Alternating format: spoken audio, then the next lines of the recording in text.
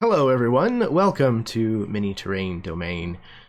This is going to be episode 1, session 1 of a brand new campaign titled Convergence here on MiniTerrainDomain's Twitch channel. I am not Jake, as you can clearly see, but I'm going to do my best. No, I'm just kidding. My name is Jeremy. I have a YouTube channel called the Erasmus Expeditions. If you aren't already subscribed, please go over there and do so. I would very much appreciate that.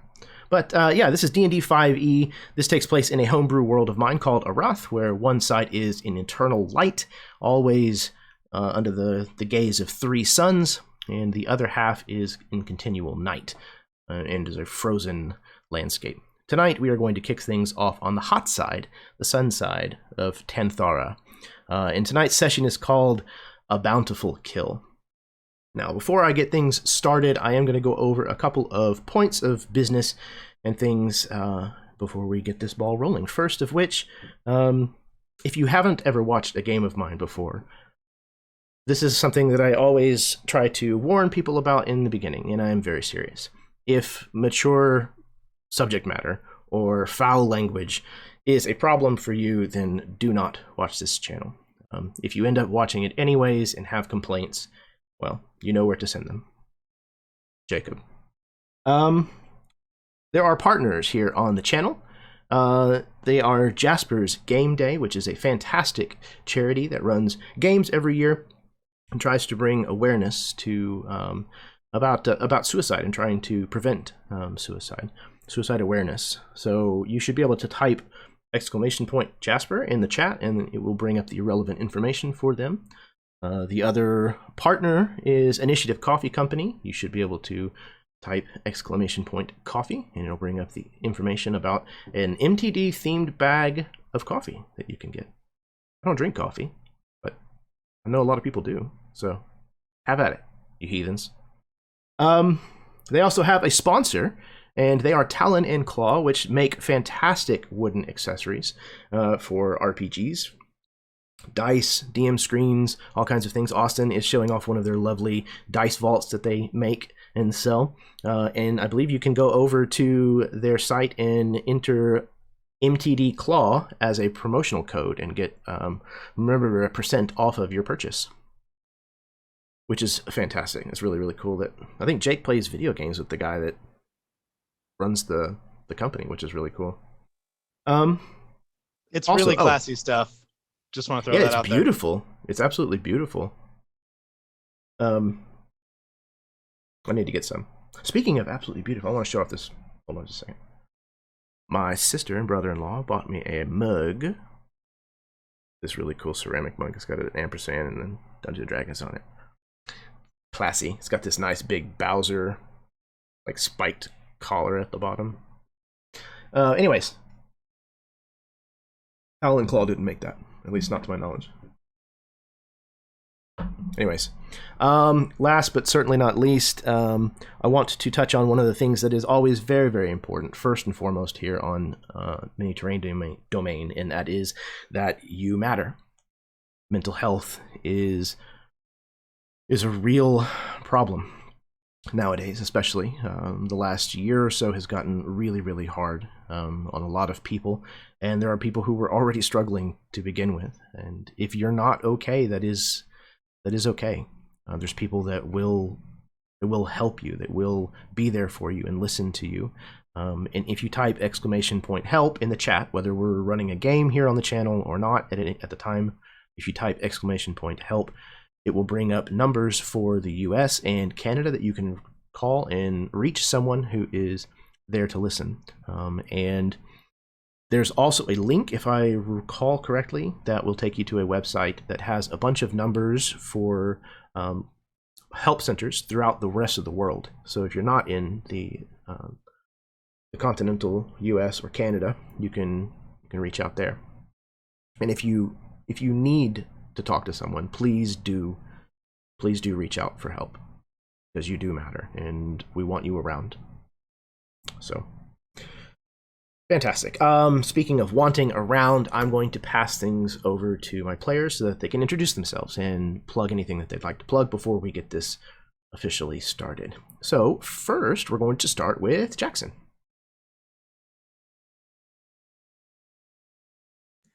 Hello, one and all. My name is Jackson Johnson. My pronouns are he, him. And as I'm looking more at myself on camera, I realized I have picked a really bad time to start growing my mustache back.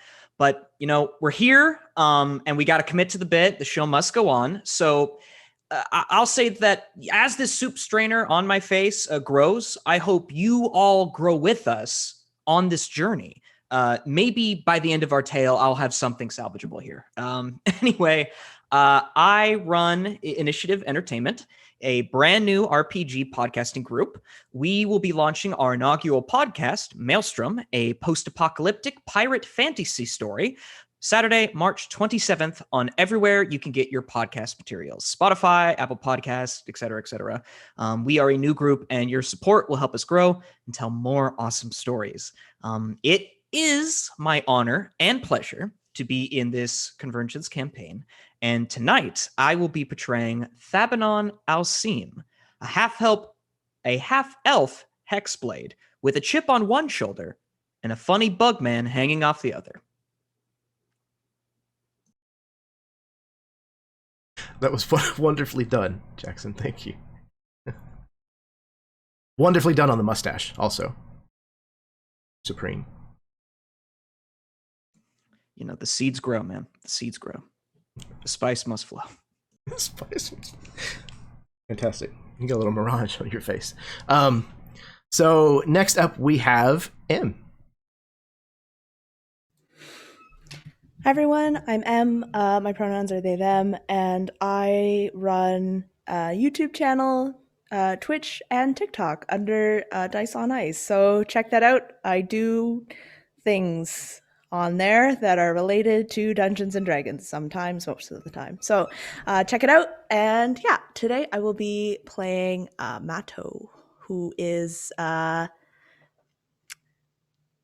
he's an interesting guy, and I'm really excited to see how he fits in with this this wonderful group of people, and I know it will be absolutely fantastic. So thank you so much for having me. Always, always. Next up, we have Austin. Hello, I am Austin. As always, I have nothing to plug. I guess I will plug the current state of Jackson's mustache. Real classy gentleman looking. So I think, you know, soup strainer or not, stick with it. Other than that, I'm real excited to be playing in this game tonight. Tonight I will be playing the first of two characters that I will eventually introduce. This one is Arrath, the Elven Ranger. She spent a lot of time out in the desert on her own with just her Badoshia's companionship. So it'll be interesting to see how she interacts with a group, some of whom she shares a little bit of history with. Fantastic. It's all. And my pronouns are he, him.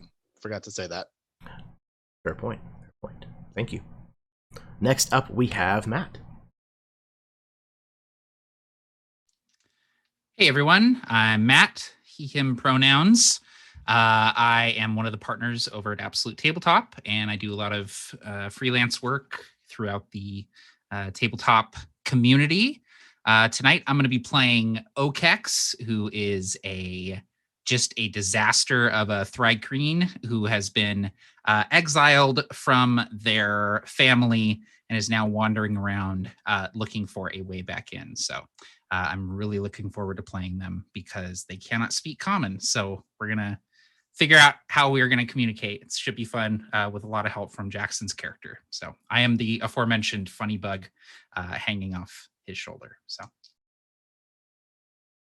Yes. This is going to be a lot of fun. Last, but certainly not least, Karen. Hello, everyone. I'm Karen, pronouns she, her. I have a channel called Myth and Gears where we also do tabletop related things, not just D&D. So come on, check that on out. Tonight, I'm so excited to start playing Barshepsa, a dwarven priest of Quena. I hope I said that right. If not, it's canon. It's now Quena. And I'm very much looking forward to this. And yeah, so I'm going to sign off and let's get started. Excellent. Fantastic. Wonderful. Thank you all so much for agreeing to play in this game and for being so patient with me and getting all of the homework done that I know I asked of all of you up front. Please, each of you take a point of inspiration as an apology. No, but seriously, take a point of inspiration for this character. Once again, you can keep up to 4 at a time, so use them if you got them. Unless you're looking for advantage, in which case, use domain dice. Okay. Unless there are any questions, I think we are ready to actually start this. I'm excited. Okay, here we go. Before us, a wall of swirling mist extends in both directions as far as the eye can see. The color of dampened ash, it looms high above and breaches the sky. To consider something forgotten would imply that it once was known. To consider it lost, it would have first needed to be possessed. This is not the case with the gray that borders our world. It is unknowable, yet shrouded within its blinding vapors. There are no shortage of legends and myths. To enter its border is to embrace death, as certain as the scorch itself. But it also brings us a revered gift. Its waters gathered by the sacred Hettust, so that we all may live. For beneath the glaring gaze of the 3 sons of Tantharra, life is both precious and fleeting.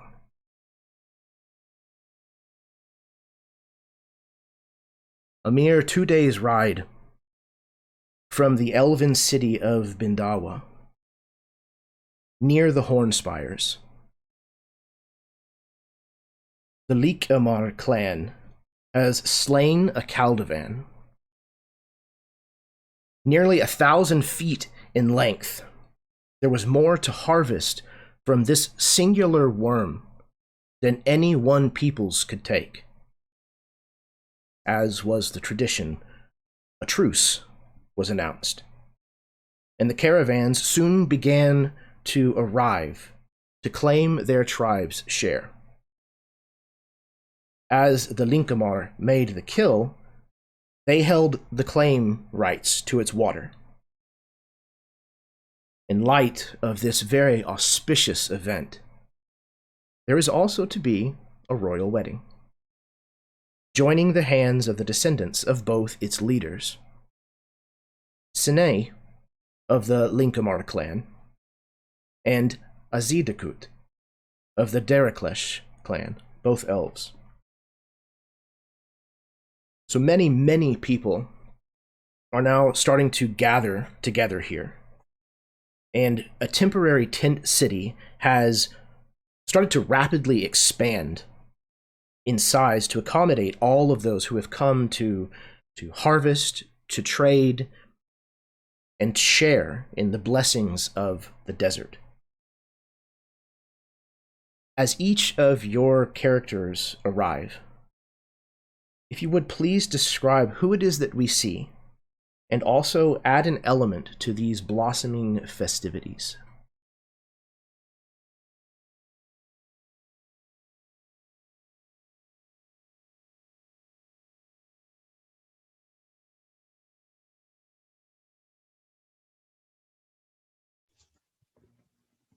Arrath is a tall, elvish woman.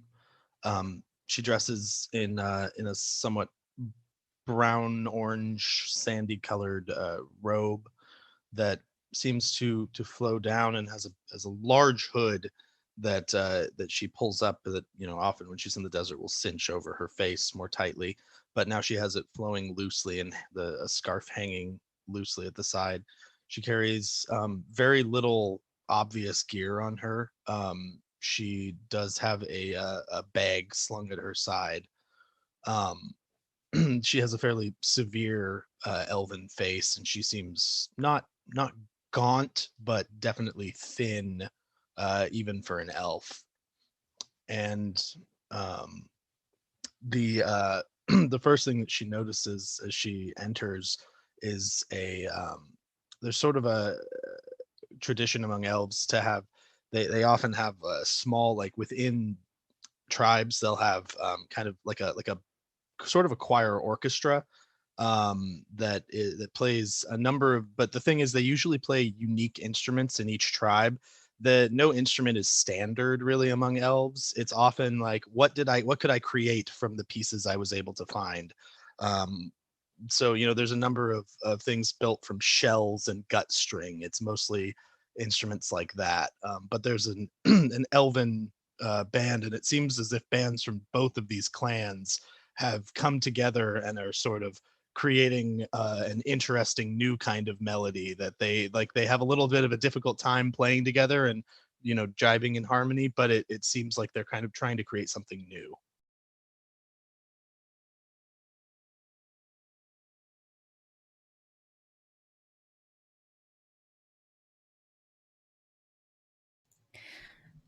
So I imagine that Matto has been here kind of this whole time. He was already here with the Lycomar tribe when they came in, being a part of it.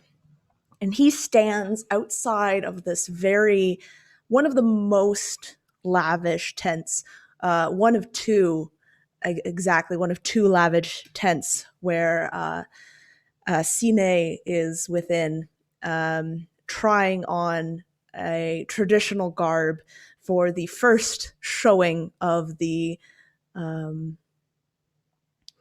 pair who are to be married. One of many that will happen again and again throughout the evening. And I imagine he eats a piece, he chews a piece of dried meat, he rips it off, and he smiles to himself as he hears this annoyed, disgruntled sigh within the tent, just this ah. And he smiles and just, everything okay in there?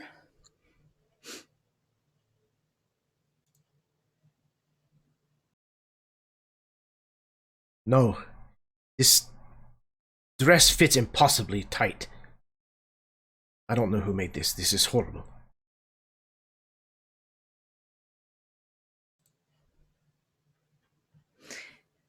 He turns around. He's like, maybe I can help.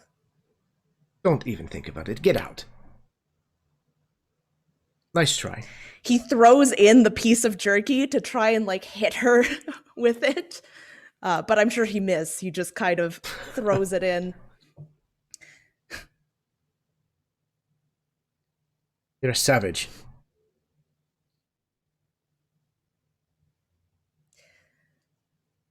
And you are now to be married.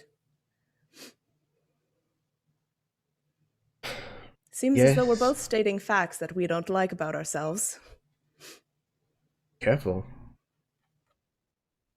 I don't have much of a choice. You have a choice to be standing there, Mato.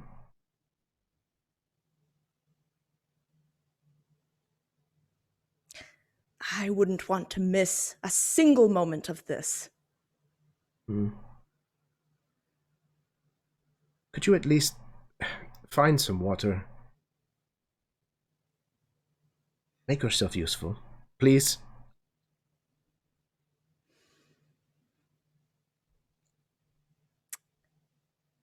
of course, the new bride gets whatever she wants. And he makes like this bow to the opening of the tent, and he steps forward to try and procure some water.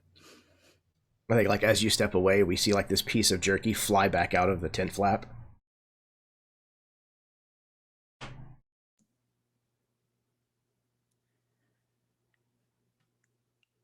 I imagine that in this bustling fanfare, there are many temporary stalls set up that are trading foods and meats.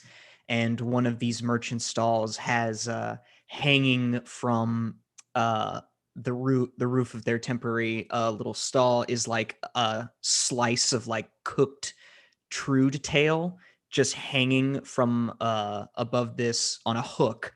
And we just see this elven merchant turn to a few people selling a few wares. And then we just see a long black whip flick out from the darkness, wrap around this thing of meat and rip it off and pull it away.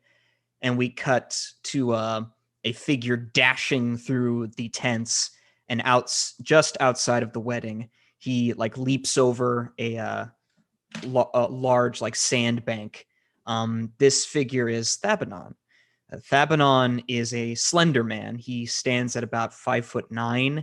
His body is slim but well muscled, like a marathon runner, and his skin is a deep tan brown. He wears all manner of red and maroon silks to cover his body. However, underneath any showing of skin is the sign of ritual scorch marks in weaving patterns all around his arms and neck. And though across his back there is a shield that is made from the hide of some stone-skinned beast. The tips of his ears are pointed but less pronounced than a regular elf, which betrays his human blood. And atop his head is a short-cut wavy brown hair that has been darkened by the eternal sunlight. But most notable are his vivid eyes, dark golden irises lying in the center of black sclera, giving him an exotic glare.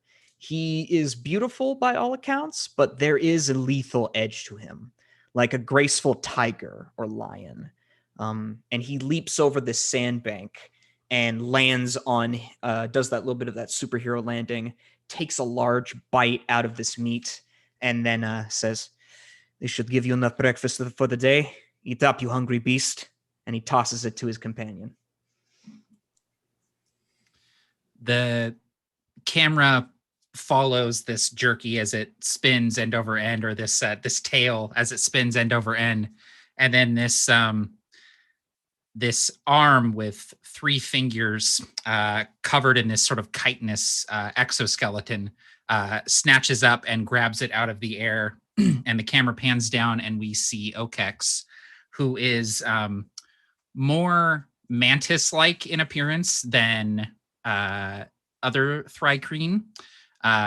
They have this exoskeleton of pitted, scarred chitin that is sort of this shade of like a dark, dull bronze. They don't wear any armor, but they have lots of belts and bandoliers with like supplies and weapons hanging off of them. And they wear a short, tattered cloak sort of thrown over one shoulder that seems to be less of a necessary garment to shield them from the sun and more like an affectation to help sort of blend in with more humanoid sort of creatures. They carry a set of bladed boomerangs, these sort of strange curving blades across the bandolier over their chest, as well as a ornate looking knife in a leather sheath at their side. And they also walk around with a spear that they use sort of like a walking stick. The most notable thing about them, other than the fact that they are a Thri-kreen, is that they're also missing one of the antennae on top of their head. So they only have one antennae that's sort of flicking in all directions. And they also carry, slung across their back, this double-necked sitar-looking instrument, this sort of strange, ornate-looking thing that you imagine would be difficult to play with only 2 arms. Okex snatches this tail out of the air and goes to take huge hunks out of it with their mandibles, and sort of looking around with these multifaceted golden eyes. It's really difficult to tell where they're looking, where they're focusing with these strange bug eyes. But they look at you and say, not say, but indicate the market. And they kind of pat the knife at their belt, point to the market, and do sort of a, do they have any weapons in the market? Thabanon gestures a little bit, indicating somewhat. He says out loud, there will be lots of these these guards, but there are lots of importance. And he tries to like come up with a word that he's taught Okex. Big group. Yes. We move unseen. But the important thing is that you and I, we need to get in there to the market as quick as possible. At least before. And then Thabanon will just kind of reach to like a small white seed-like stone hanging around a necklace that he keeps. And then he sort of shakes his head. And then he just looks at Okex like, are you ready to go?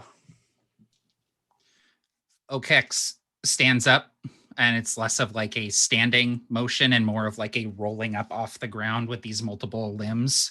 And they throw their hood up over their head, which is just a futile attempt to not look like a bug. But there's like one antenna still sticking out from under the hood.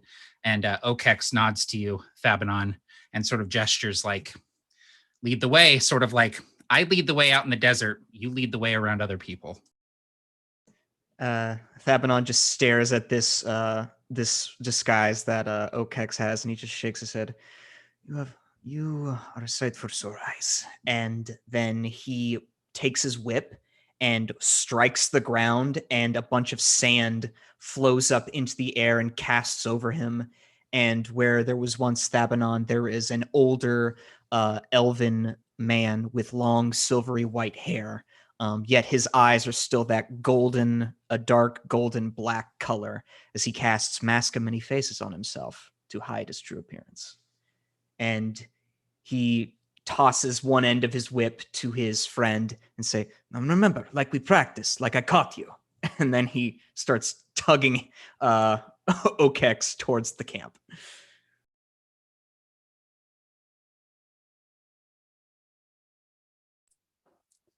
Elsewhere inside the market, we see a dwarven man walking through. He's wearing white robes with gold-colored embroidery, very ornate throughout them.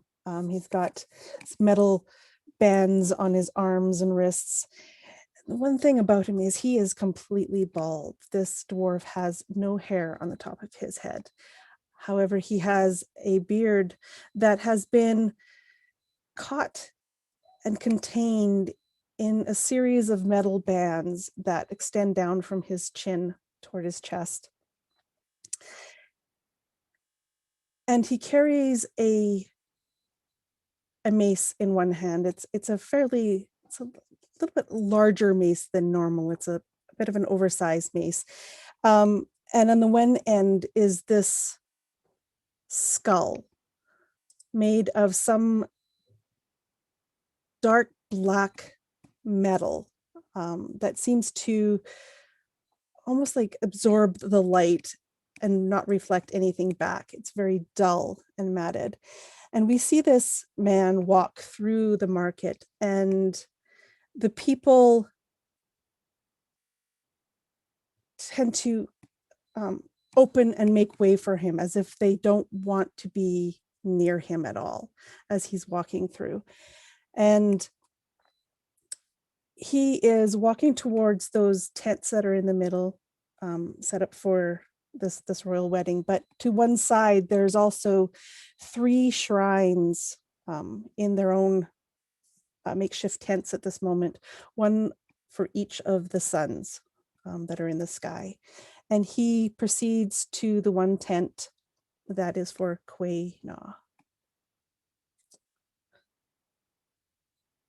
And about the tents, there's probably lots of people mulling around the other 2 tents, not so many around this 3rd one.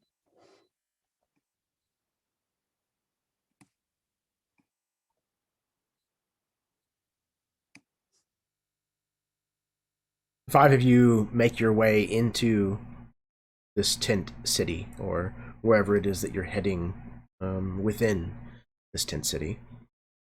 It is not difficult to work your way in here. People are flocking in from almost every direction, and it's doubled and tripled in size since this morning even. And the amount of people that are milling about makes it very easy to go unnoticed.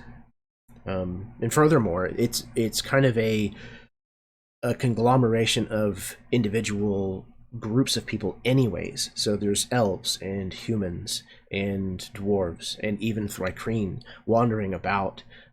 So it's difficult to stand out here, at least as of now.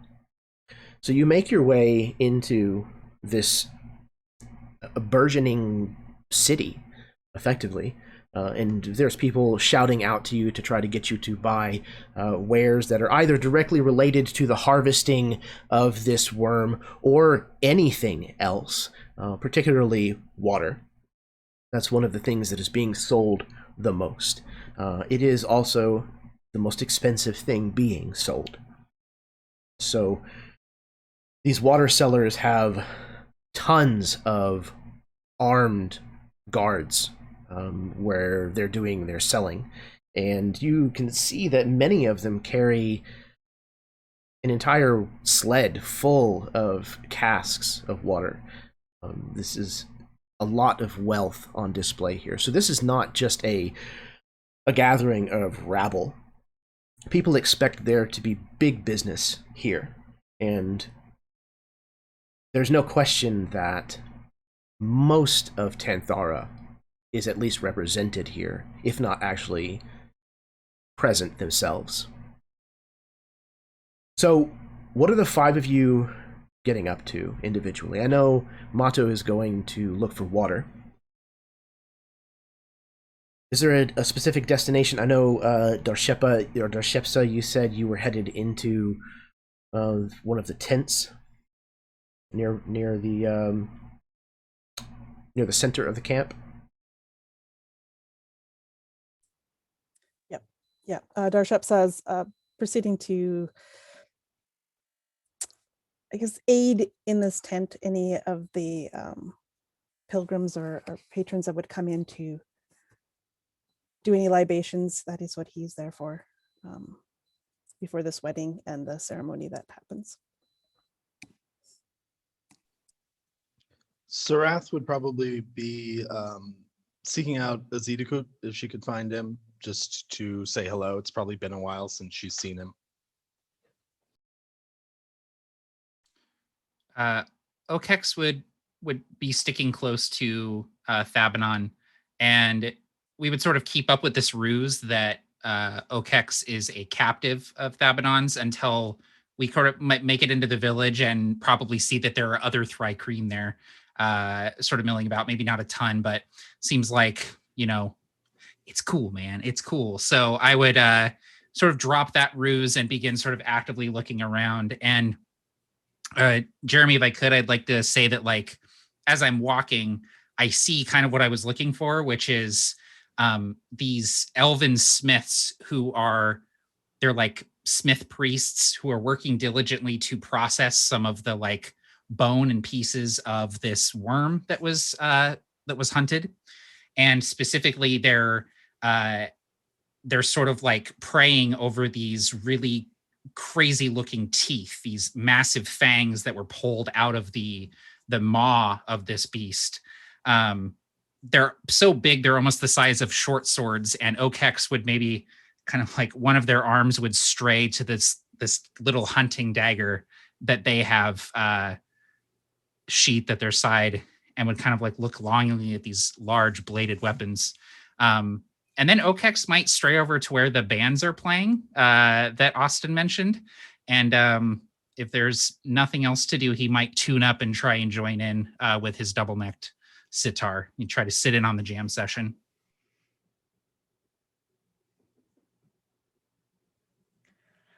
I imagine Fabinon, when entering in, upon seeing that there are more Thrycreen in here and realizing he doesn't need to keep up the act, like looks over to where Okex was and just sees the remains of his whip as Okex just sort of wandered off to go check out the weapons and everything. Fabinon just goes, that crazy bug. And he will start making his way towards the main tent where Sine is, trying to be as stealthy as possible.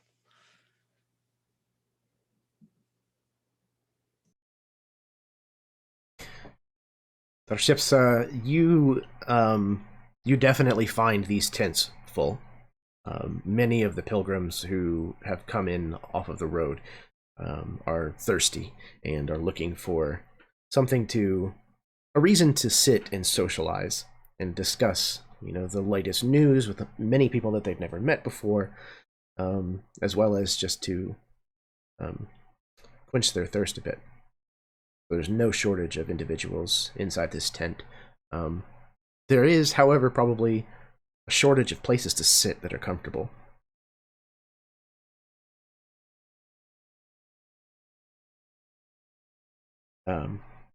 The keep inside the tent kind of looks up and sees as you enter, and this elven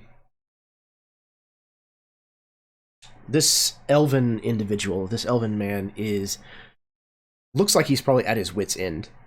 He's got a towel slung over both of his shoulders, and is in a state of panic as he's rushing around trying to fulfill all of these orders from people. And as you enter, he looks up. Can I help you? Water? Ale?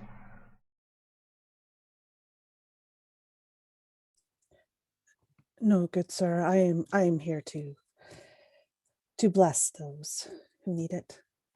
The blessing of Quena. Oh, of course, yes. Why don't you just come right back?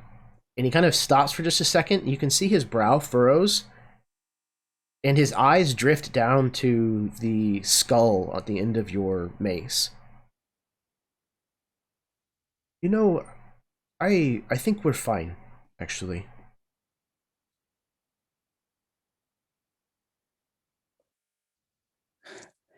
Very well, sir. I understand. And he would turn to go.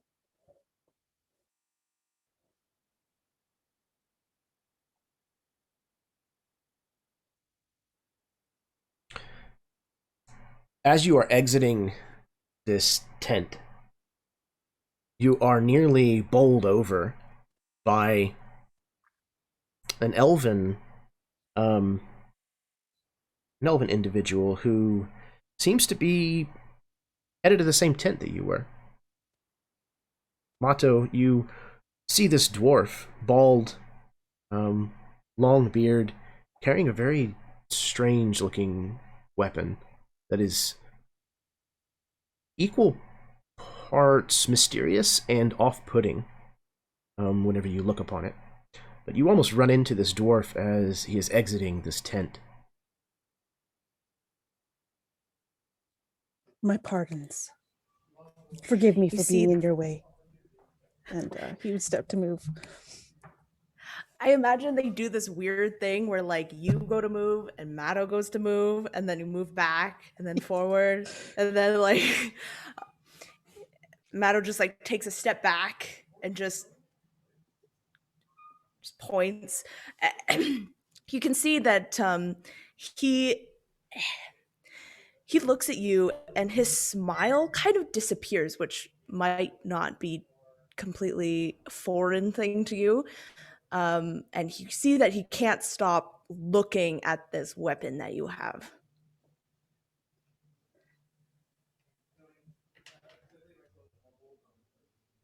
Pardon me.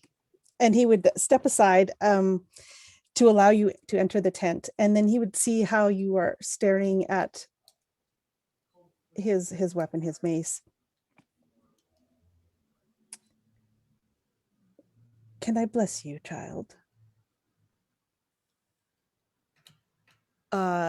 Well, I mean, I have some really important things that I have to do for the bride, and she's quite impatient. As you see, I'm just going to have a nice wedding, and he's going to like try and duck into the tent. Yeah, Darshep's he's used to this kind of reaction. I mean, it's pretty much always, unless they absolutely need something. And so he just gives that head nod bow, lets Mato through before proceeding on his own way. And as you enter, Mato, the keep looks up at you and begins to give you a kind of a rote response. Can I help you, Mato? Tell me you have come to help serve. No, I have come to get some water. Actually, a glass for the auspicious bride. Of course, one moment. And he kind of like stops mid, activity, whatever it was, what task he was doing, just absolutely puts it on pause and turns around, grabs a clean glass, goes over to a cask, pulls the tap open on it, fills this glass, and you can hear the water running and splashing as it fills this glass. He only fills it probably a third to a half of the way full, which is pretty typical whenever it comes to water. If it were ale, the glass would be overflowing. But he fills it up and hands it to you, and he says, "Please, give her my blessings." For the bride, you're going to just give the typical amount? Come on, this is her special day. She never has a day such as this. Of course, Surely. Of course. You can see he's kind of wincing internally, but he tries very hard to not let that show, turns and fills the glass the rest of the way, trying to almost like hide it from the other patrons in the bar, and then very carefully hands it to you this time, taking extra care to not spill or slosh any of it. Again, please. Yeah.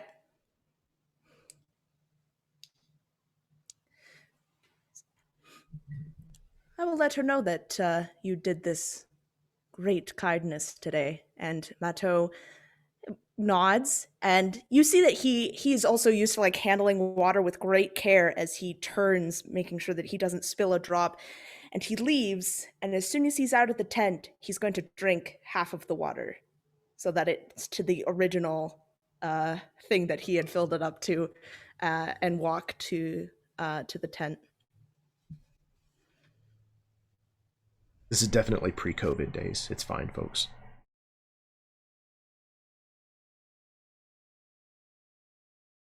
The water is clean and crisp. It even is somewhat cool. You can tell that it's been kept in a shaded place likely for several days. So it has escaped the heating of the one of the three suns here in Tantharra.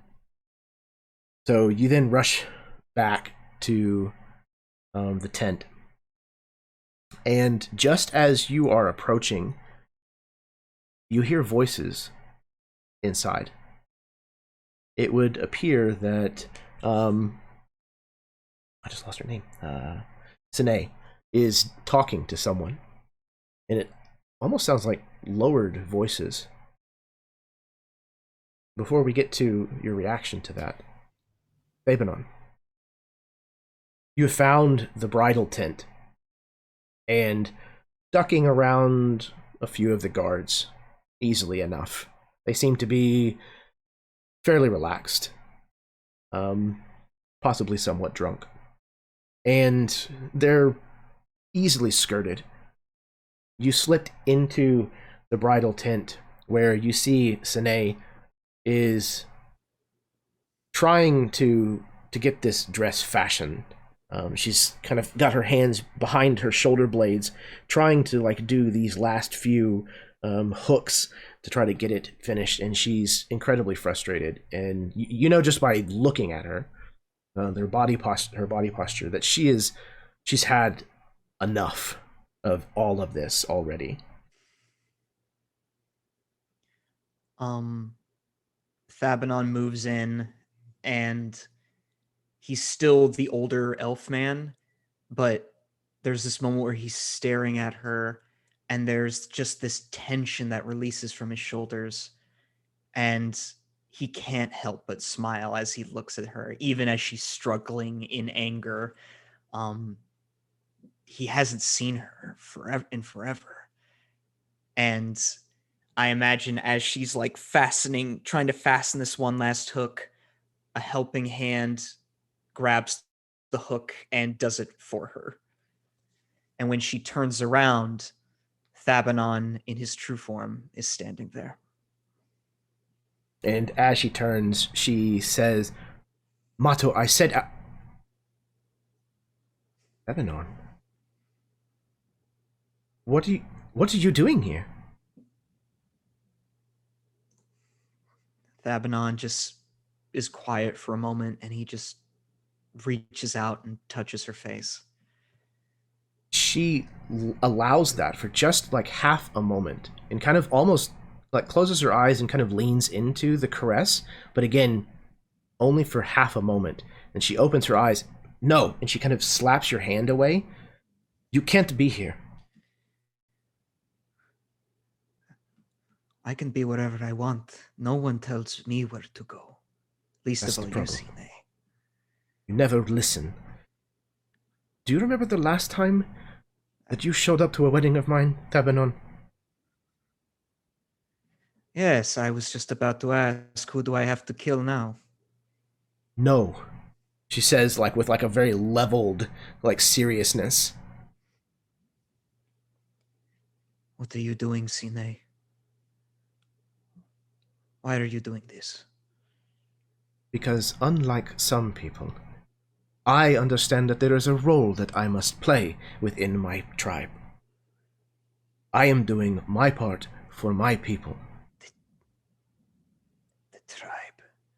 Your people. What have they done for you? You lead them, you inspire them, and they give what? Nothing. They gave me nothing. They took everything from me. But they never took this. And he pulls out the Shabahun seed from around his neck and holds it out.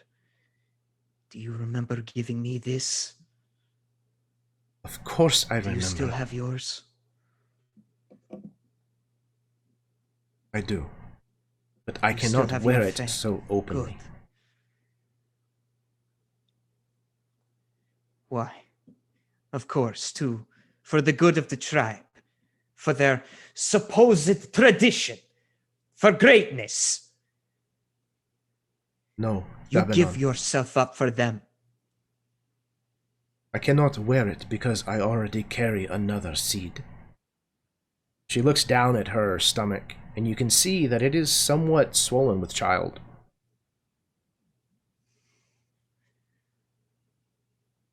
Fabinon, he staggers back. His eyes are wide. And he places his hands on the bolt, the swelling, and he says, Who? She levels a look Is at it you. This pig you intend to marry? He is not a pig. He is the grandchild of the matriarch of his tribe.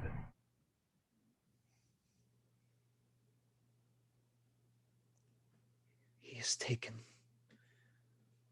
what you promised to me.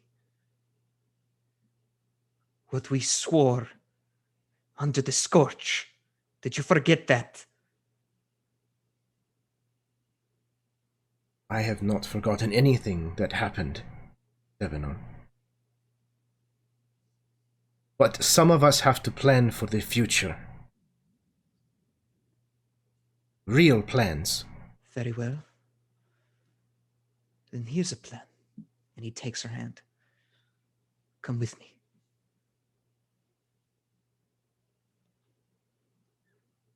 Leave all of this behind. All of this. You have not changed at all. You are still the same as you were decades ago. You have not grown or matured. I can't go anywhere. Do not tell me what I have or have not lost, Sine. I have sacrificed everything to come back to you. Everything. And his eyes almost flash a little bit. And I think, Mato, that's... my love for you is... That's the part where you come back and you hear this conversation.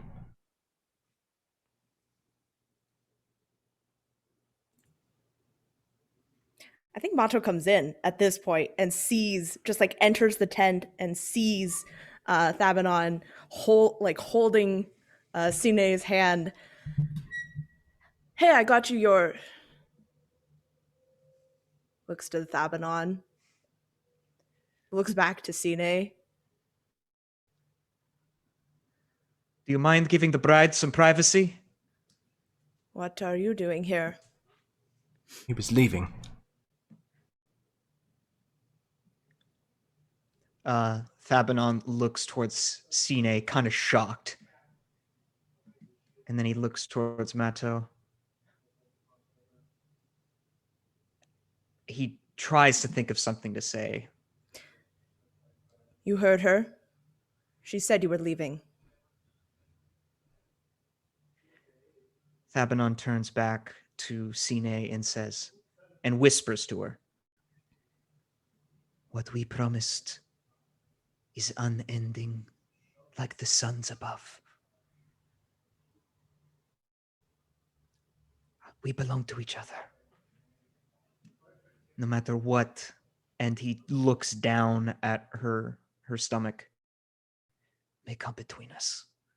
And then he'll walk away and shoulder bump Mato as he leaves.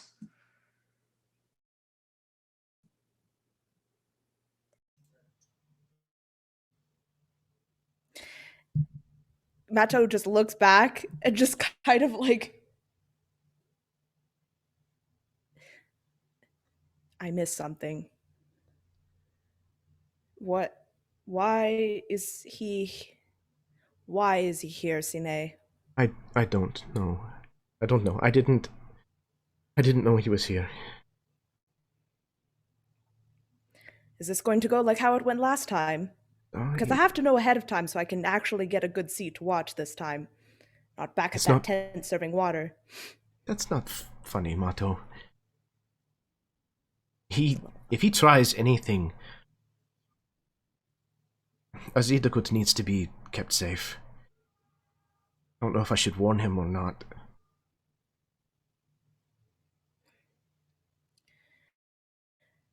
I could make sure that he doesn't get into any trouble if you'd like, and he was going to set the water down. Just keep an eye on him. She takes the glass and she downs it.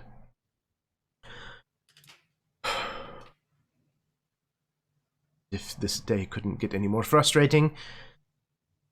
She turns around, she kind of like tries to go back to fixing, like, you know, her hair and her appearance for what is going to be an umpteenth appearance in front of the public.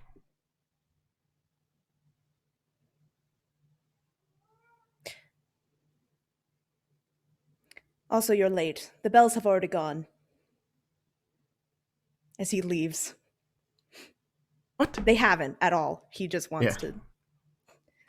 He just laughs as he leaves the tent. Even through the thick leathers of the tent, you can hear "Savage."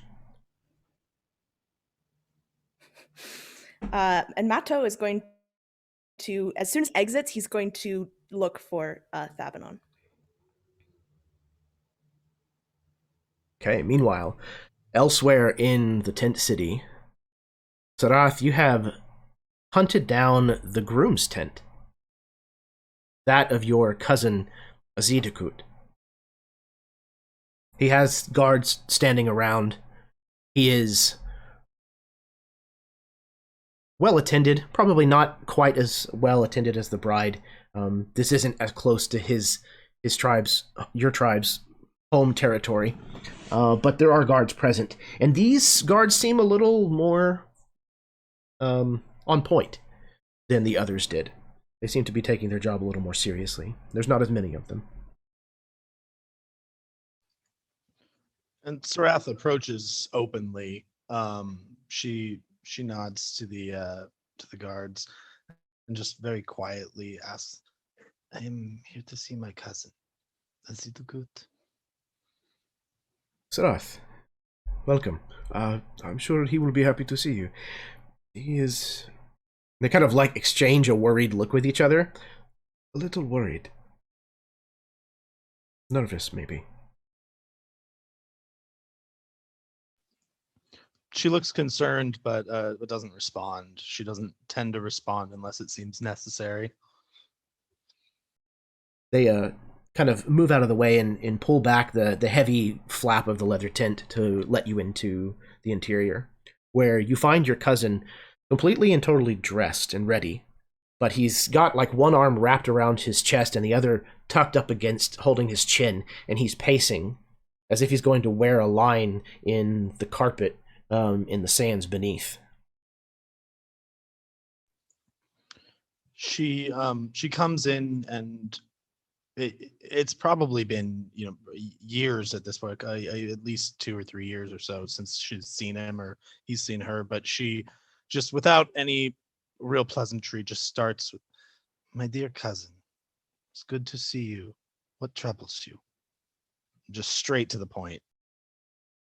You have the majority of the sentence out before he even registers that someone is speaking to him. And when he does finally register, he kind of starts and jumps and kind of rounds towards you. "Oh, Sarath? I haven't seen you in, 2 years? And now all of a sudden here you are?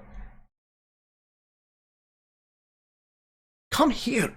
And he kind She of offers crosses just a bit of a shrug. and he like crosses towards you, trying to like throw his arms open for an embrace. She has this brief moment of just reflex at sudden movement, but very quickly adjusts and goes in and does hug him back. And he kind of like embraces you for like the kind of moment that it like transpires where you know something's probably wrong. Like they just needed that hug a little extra more than just a casual hello. And he finally lets you go and he goes, "Oh, you have been out in the wilds again. Would you like a bath?" Sorry, that was probably rude. She kind of smiles. She kind of smiles at that with a just a little as if that's all the response it requires, like it was a joke.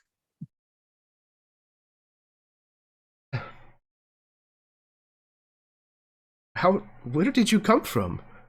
Did you just happen upon all of this craziness, or? I was near and heard travelers speak of the occasion, and I was shocked to hear that Akalba let you out among all of this. And she kind of gestures to everything. I think if it wasn't for the fact that our tribes will be uniting, I don't think that she would have come. She probably would not have let me even marry her. I'm getting married. He kind of says as if like it's dawning on like him fully for the first time, and it's like saying it out loud to you is going to make it somehow more easily digestible. Sarath smiles and just says, "Yes." And I'm going to have a baby. I'm going to be a father. This actually kind of catches her off guard, and she just like her eyes widen for a moment. Not for many months I did yet. Not expect. It will be some time, but yes, it's very exciting. I am nervous. Congratulations, cousin. Thank you. Is there anything that I can have the people get you? Water? She looks back. She's, of course, I would never turn down the generosity of water. But please tell me, what is it? I see you. I see how you look. Tell me. I don't know what you mean.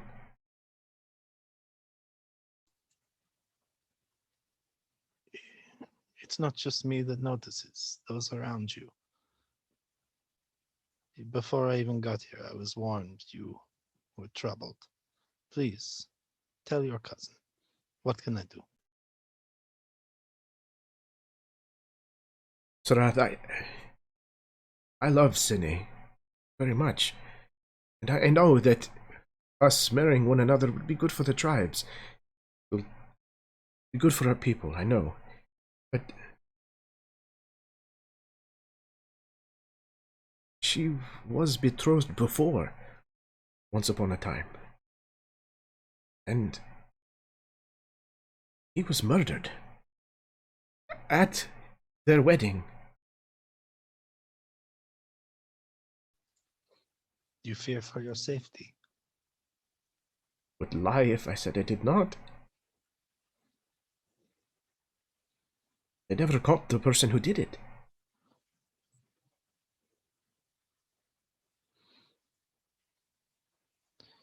Arrath considers for a moment, and she smiles warmly at him.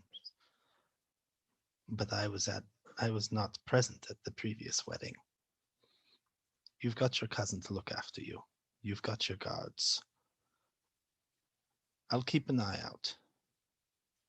I see anything, I'll alert everyone. Or, alternatively, I hunt.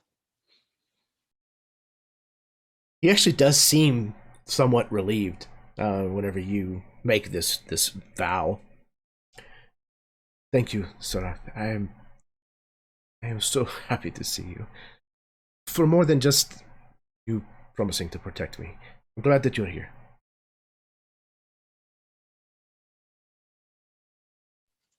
Yeah, she gives just a deep nod. She says, "Congratulations again on your betrothment. It's good to see that the tribe will be in good hands."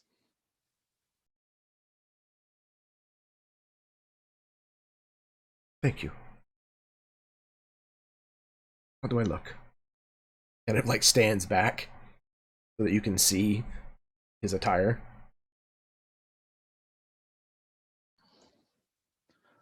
Like a gentleman and a leader. He kind of like straightens up a bit. You can see with some pride kind of overshadowing his anxiety. Elsewhere in the camp, Darshepsa, you have wandered close enough to a group of musicians, seems like mainly elves, that have started playing this kind of strange, bizarre kind of music that you've never really heard before. But it's catchy, and it looks like a lot of the people that can hear it in the area have started kind of getting into it. They've started to congregate around. They're tossing coins to them, and people are starting to try to dance to the beat. And you even see a Thrycreen seated not far from the little impromptu dais that they're using as a stage.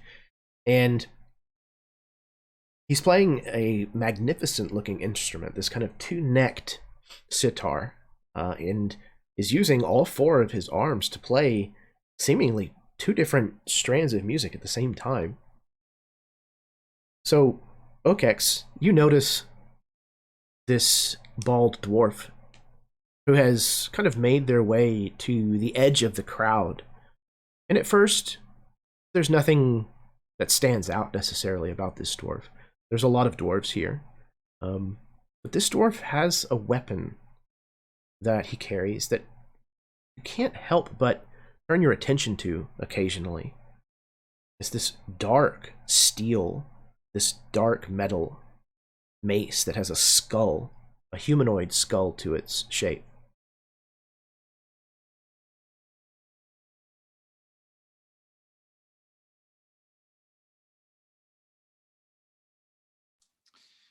So Okex is playing along with these bands, and there might even be a moment where some passerby like toss him a couple coins, and Okex at first like holds up a hand like, oh no, like I'm not part of the band, like you shouldn't.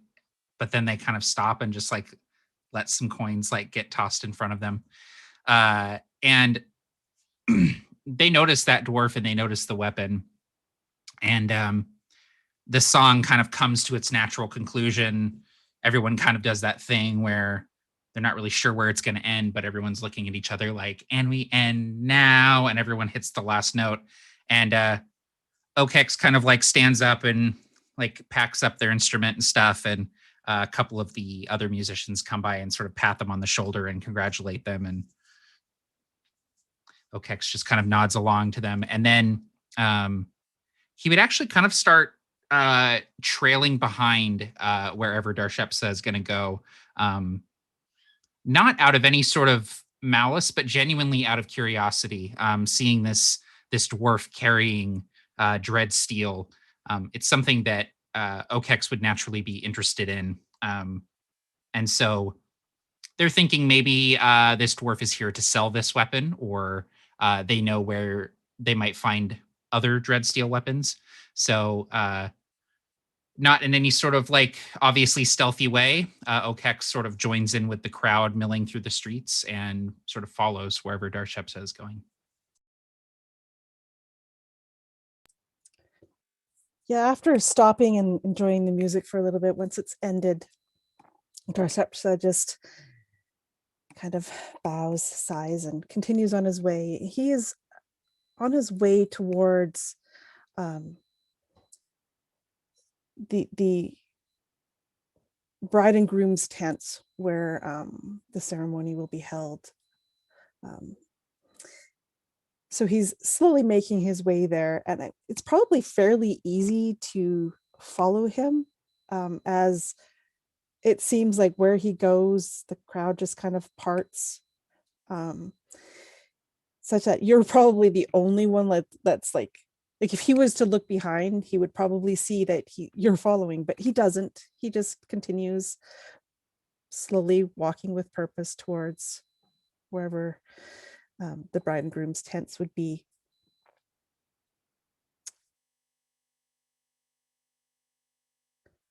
Nodding to people as they pass, as they scurry away from him, that kind of thing.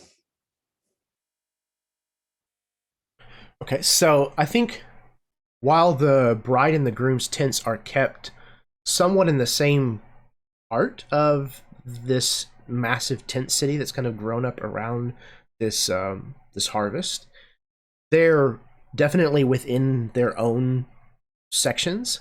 So like, you know, each of the tribes still kind of has their own area, and the tents are well within those tribes' areas. So are you headed kind of more towards the bride or more towards the groom? I'm headed to the where the joining's going to happen, where the actual ceremony is going to take place. Yeah. Excellent. To set up there. Yeah. Okay, so I imagine that this... So I'm going to go ahead and say that this probably doesn't take place within sight of the dead Caldovan. While that is definitely like a big boon and a big blessing, that seems a little bit much for a wedding, I think. So, so I think maybe there are like effects of the Caldivan that are present at the ceremonial arbor, or whatever you want to call it. Like maybe some of the, the archways are built from some of the ribs of this creature, or something like that. And there's basically an amphitheater type space that has been arranged for as many people to be able to see this as possible, as many as want to, at least.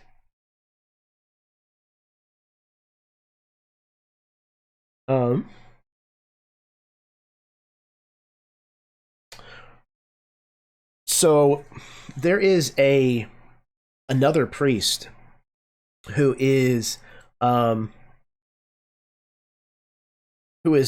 of starting to set things up, make sure that everything's somewhat in order. This priest is a human woman, priestess. As you approach, she looks up from what she's doing. You are a priest, yes? Have you come to help in the officiation? I have, my lady.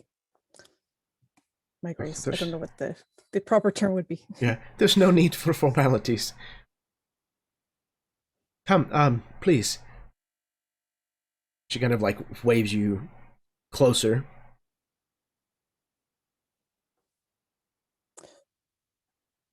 I can set up here? Yes, over here. And she kind of like indicates a place that's kind of off to the side, out of view from most of, where the audience will be watching and things like that. And you can have this space here if you wish to set up your tent. It kind of indicates like a flattened area where you could, set up a tent if you'd like. And she kind of stops and spies your dreadsteel mace. Could I ask that you leave that in your tent, just for the ceremonies?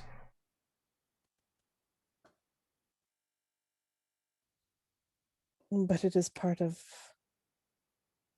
the rite. But this is very difficult to say. There are people who are made uneasy by the presence of your dreadsteel.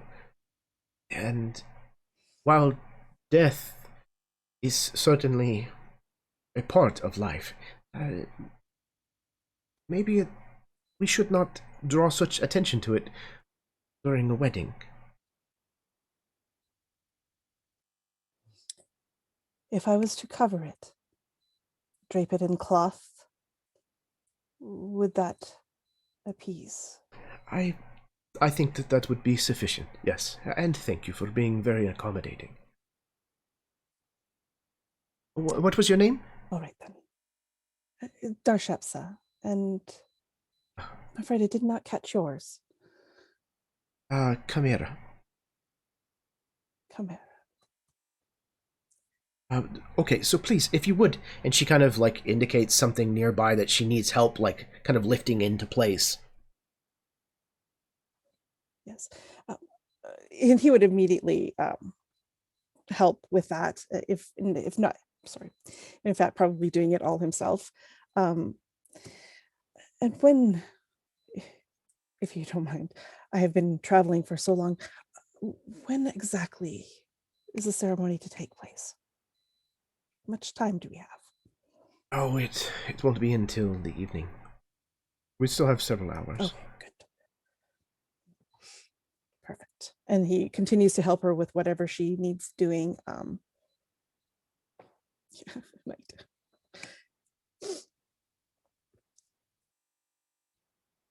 And once he's helped her doing whatever she needs done, then he would he doesn't actually have a tent so much to set up, I guess, at this place. It's more like I guess it's a covering, it's a lean-to a little bit, but it's not a huge tent. It's very small, very utilitarian. if you will. But once she's all set up and good, then he would continue on to doing his setup that he needs.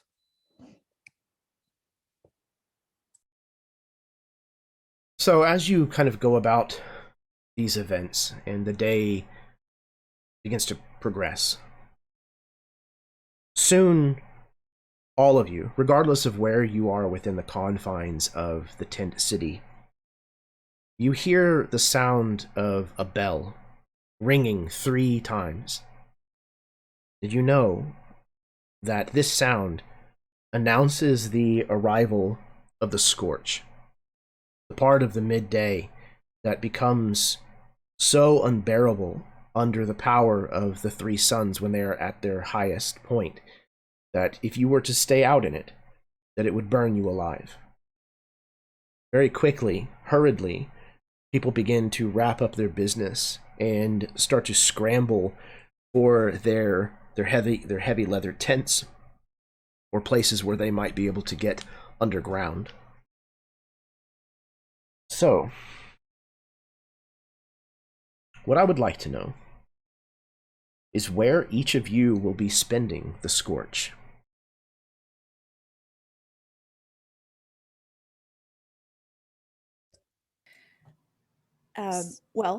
Matto will be trailing Thebanon, and wherever he happens to end up, Matto will, surprisingly, just happenstance end up there as well. I imagine Thebanon would probably be spending most of his time wandering the tent city, angrily looking for Okex, shouting his name, trying to find him. He maybe like steals a drink from someone, is like chugging it as he's just angrily announcing, Okex! Okex! And then, like, if he finds him, he'll stay with him, but if not, he'll just like sigh and then just like kick open a nearby tent and then just go in regardless of who else is in there.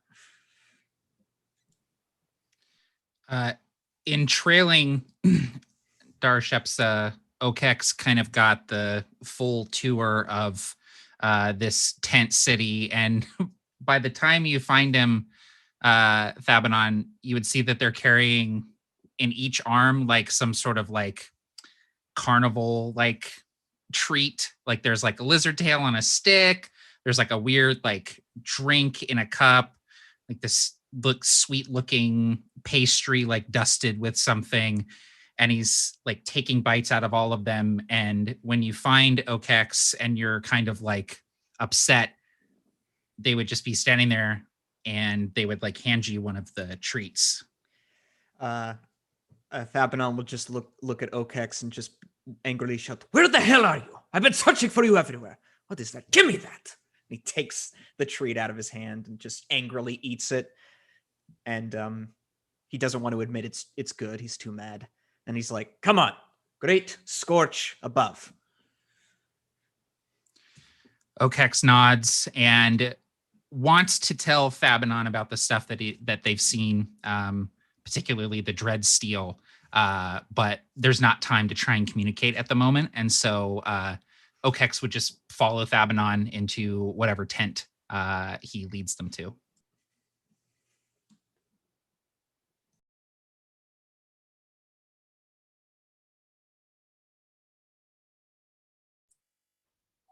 Darshepsa has that little, very tiny tent-like structure that's sort of around the ground. You're not quite sure how it would fit really him and all of his bulk and gear, but he crawls inside of this, and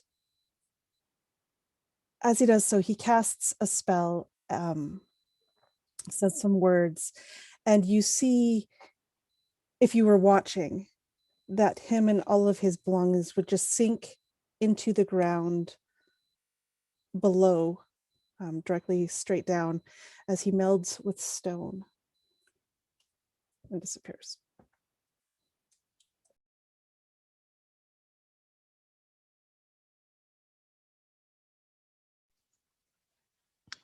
Yeah, I imagine Sarath wanting to not be trapped in a tent full of people, would head back to where she's set up her tent among this sort of tent city, where her Badoshi is currently like in the process of digging itself a tunnel, like a little burrow, knowing it, instinctively that the scorch is coming, and she reaches a hand out and just kind of with a scooping gesture, this mound of earth starts to kind of move out of the way, and she's going to mold earth herself a little extra sized burrow next to the Badoshi so that they have a little more space.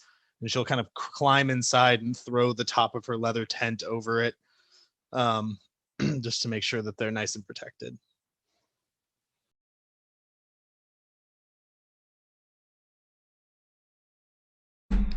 That's awesome. So the scorch begins to arrive. There's a distinct lack of sound coming from outside, almost as if, well, just for our own edification as viewers, almost as if like a heavy snow. There's like this silence that seems to settle over the camp, but you can hear a slight sizzling noise, especially after a few moments of the actual scorch beginning. These heavy leather tents or the ground above you, the only protection that you have against what you know is transpiring outside right now. But then that silence is shattered. There are screams that come from somewhere else in the camp.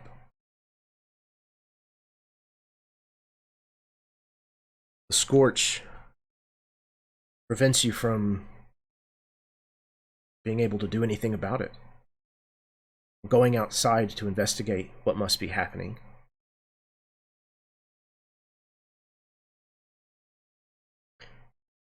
When the scorch finally fearing go ahead, please.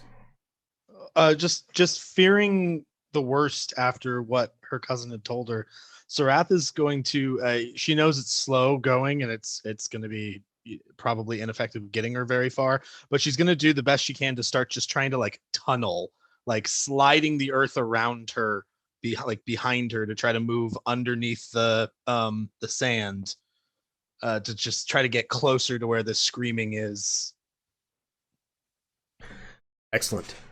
As you do so, you're kind of burrowing through the sand, much the way that you guess the Trudes likely do. You can hear the kind of dampened noise of individual people gathered in their tents as you pass beneath them. You can kind of hear their conversation, and it seems as though everybody has heard this noise and is wondering what has transpired.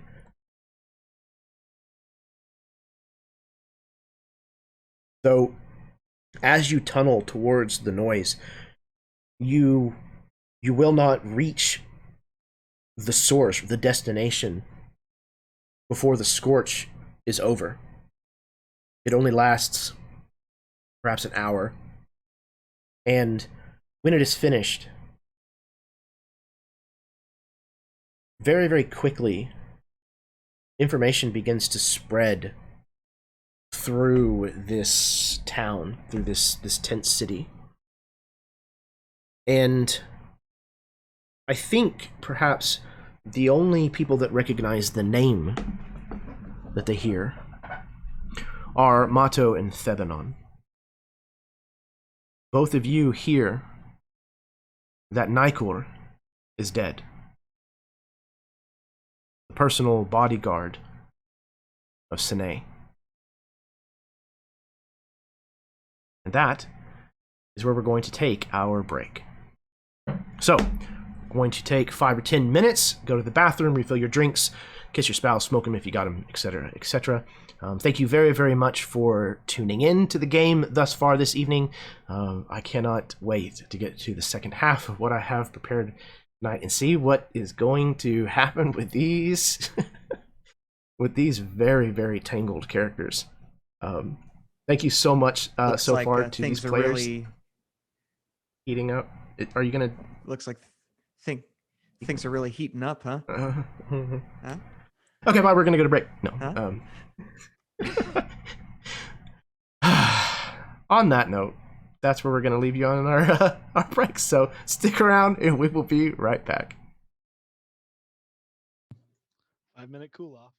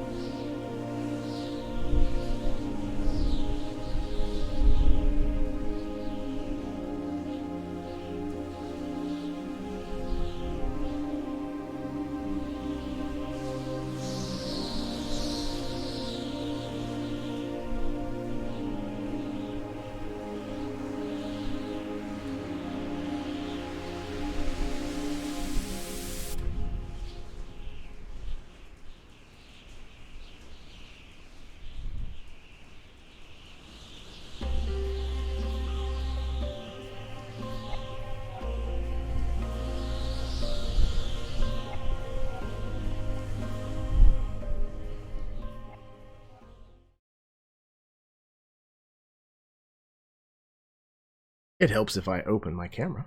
Hello, everyone. Welcome back to the second half of this game. This game being called Convergence.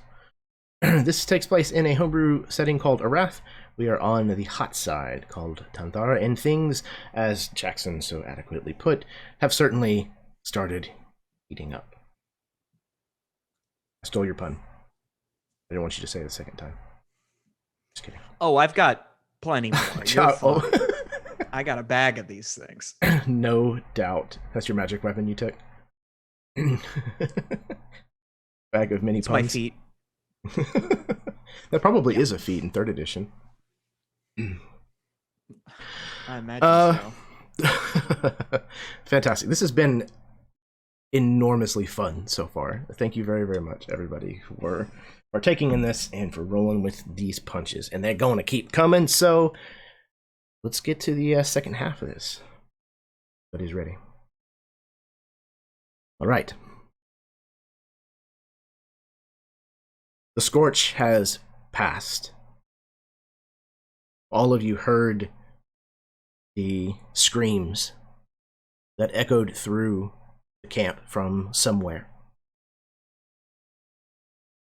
And now that the scorch is over with and people are starting to exit their places of hiding, it has been discovered that Nikor, the personal bodyguard of the chieftain's daughter, Sinai, died during the scorch because he was trying to get help for Sinai. Rumor very quickly begins to spread, and you learn that Sinai, though she was only a few months into her pregnancy, had suddenly gone into labor and gave birth.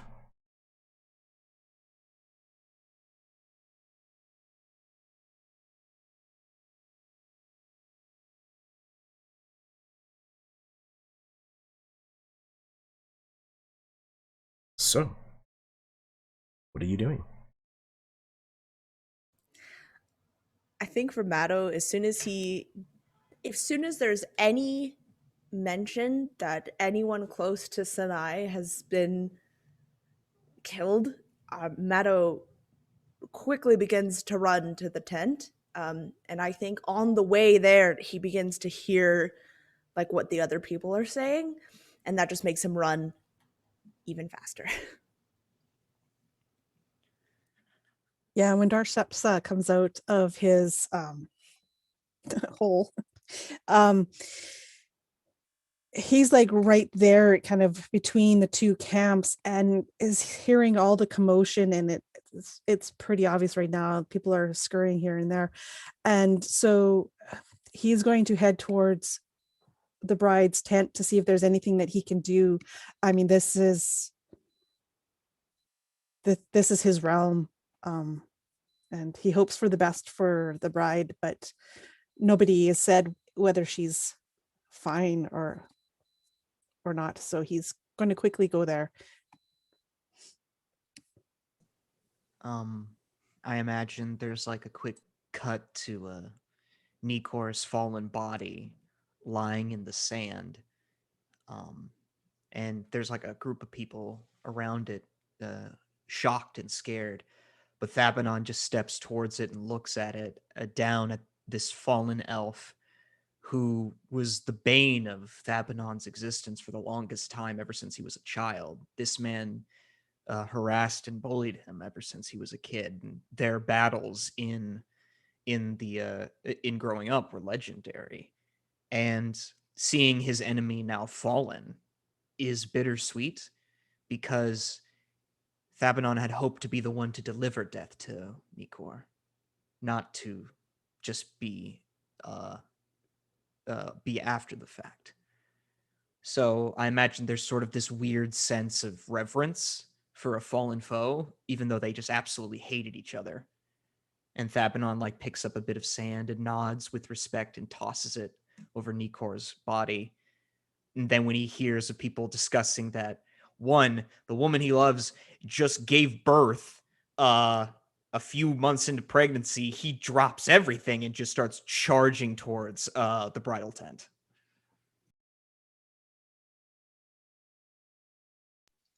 I imagine Sarath has a pretty good sense for when the scorch ends, but didn't know exactly where she was and just popped up straight from wherever she was, which is probably like some couple's private tent, and just like pops up in the middle of this as they're like sheltering from the scorch right at the end of it, and kind of looks at them, like gives a quick like furtive nod, and then just heads out the tent and heads straight to, oh boy, I forget how to pronounce his name now, her cousin's Azidikut.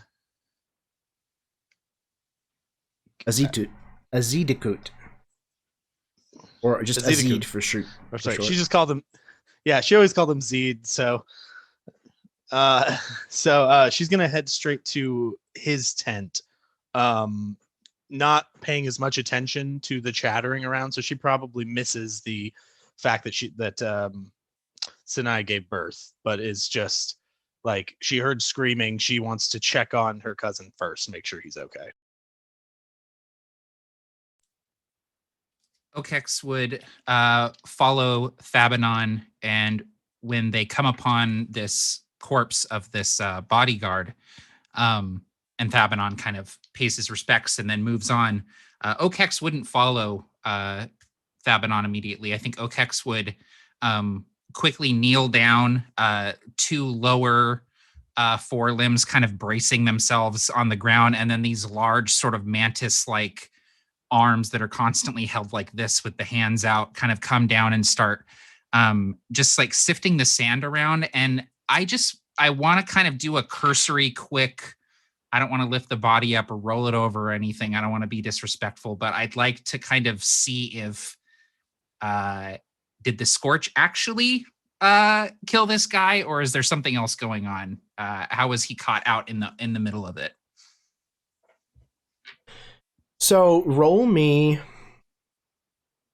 an investigation or arcana, your choice. Oh, damn. Okay. Let's go. They're both the same, -1. Let's go investigation. I don't think arcana is Okex's wheelhouse. Makes sense. 11 on the die, so 10 all up. Okay. It's very difficult to tell.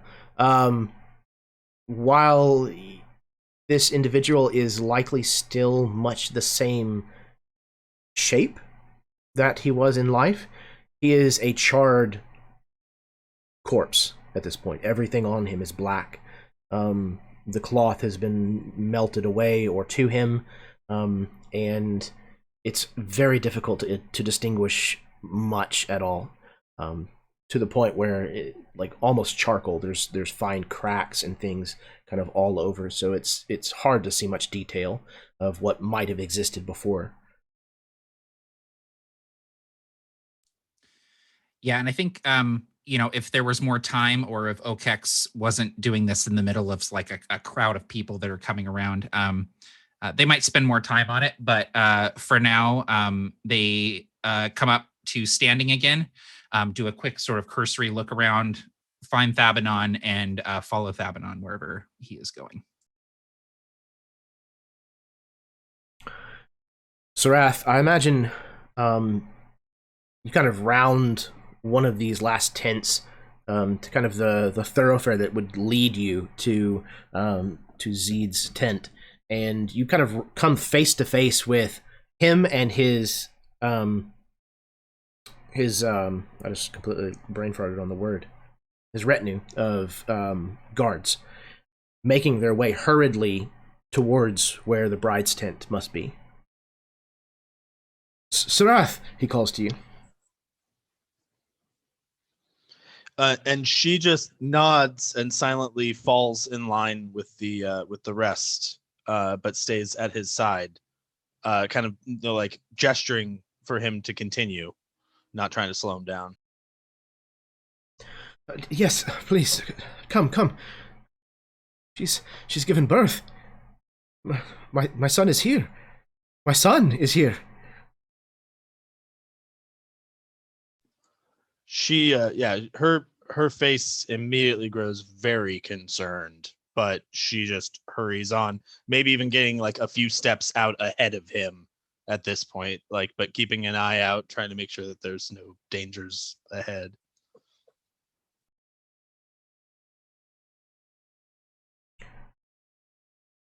So you begin to make your way that direction, and you can see the crowd is starting to gather and thicken around the bridal tent.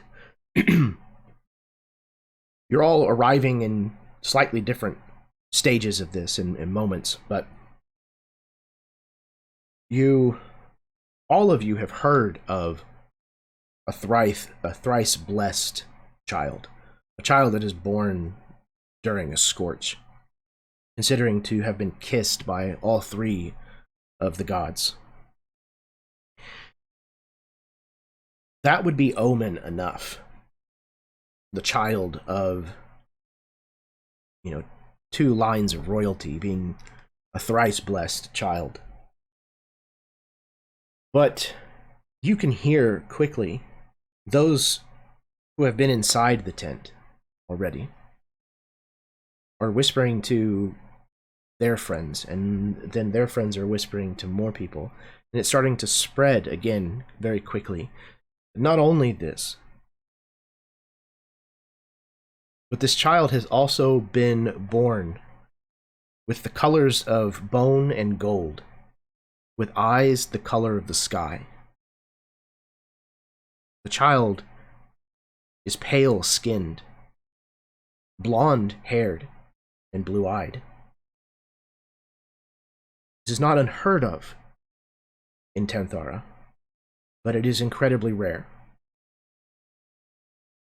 and is also an indication that the child will one day become a seer, gifted with sight beyond the normal world.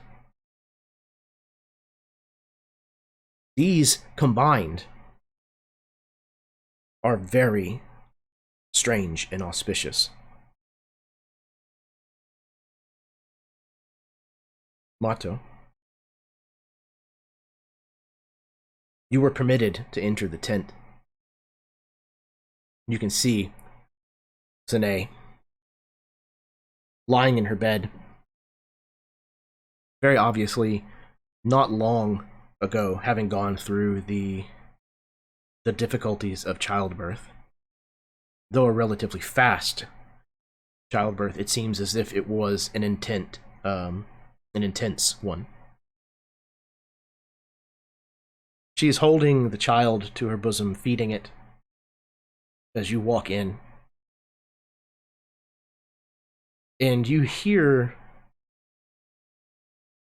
the priests, as well as her father, Bakata, her father, talking to these priests over in the corner of the tent, kind of in hushed whispers. As she is feeding the child, you see very clearly whenever you enter that this child has a rather distinct birthmark on its back.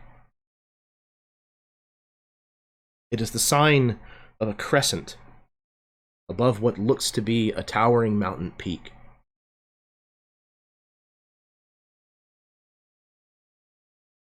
Exhausted, weary, Sine looks to you. Mato, did you find Azid? Is he coming?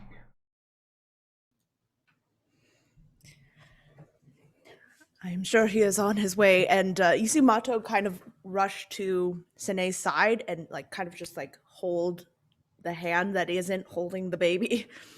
Or at least if she's holding with both, he'll just put a hand on her shoulder, just something comforting.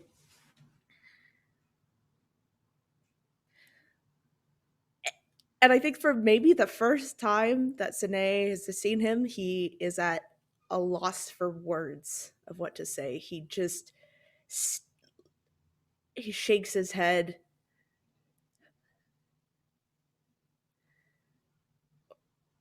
Only you would have the luck of having a child at a wedding during a scorch. I don't know if it's luck or not. He was not supposed to be born for many months. He seems to be healthy.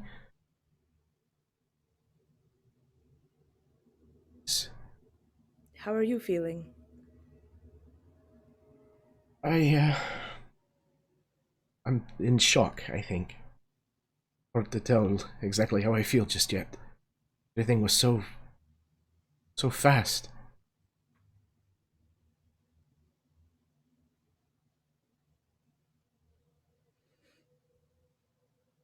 Mato. He just nods. She kind of like says your name quietly, kind of like beckoning you to come a little closer. Please. Find Azid. My father is... He seems concerned for some reason, and he's been talking with the priests ever since he was born. I have a terrible feeling growing within me about this situation. Please find my husband. Mato nods. And he very reluctantly, at this kind of warning that Sine has given him, he very reluctantly takes his hand from her shoulder and takes a concerned look at her father and the others. I assume Mato has known Picata since he was young as well. Can he discern anything more than just worry from his face? Bakata is kind of a stern individual, but yeah, go ahead and make I would say an insight roll. Is this the first roll of the game? No, not quite. Matt rolled a little bit earlier. I botched an investigation roll a little while ago. This might be the first good roll. He got a 22. Hey, okay. Yeah, so Bakata is kind of a stern individual, somewhat laconic, and most people would probably have a very difficult time discerning how he's truly feeling one way or another. He's kind of a stone-faced, type of leader, but because you have been around for so long and you've been around in more private moments, when he's not in front of his subjects, when he's not in front of the court, you can tell that he is worried. He's very concerned about this child.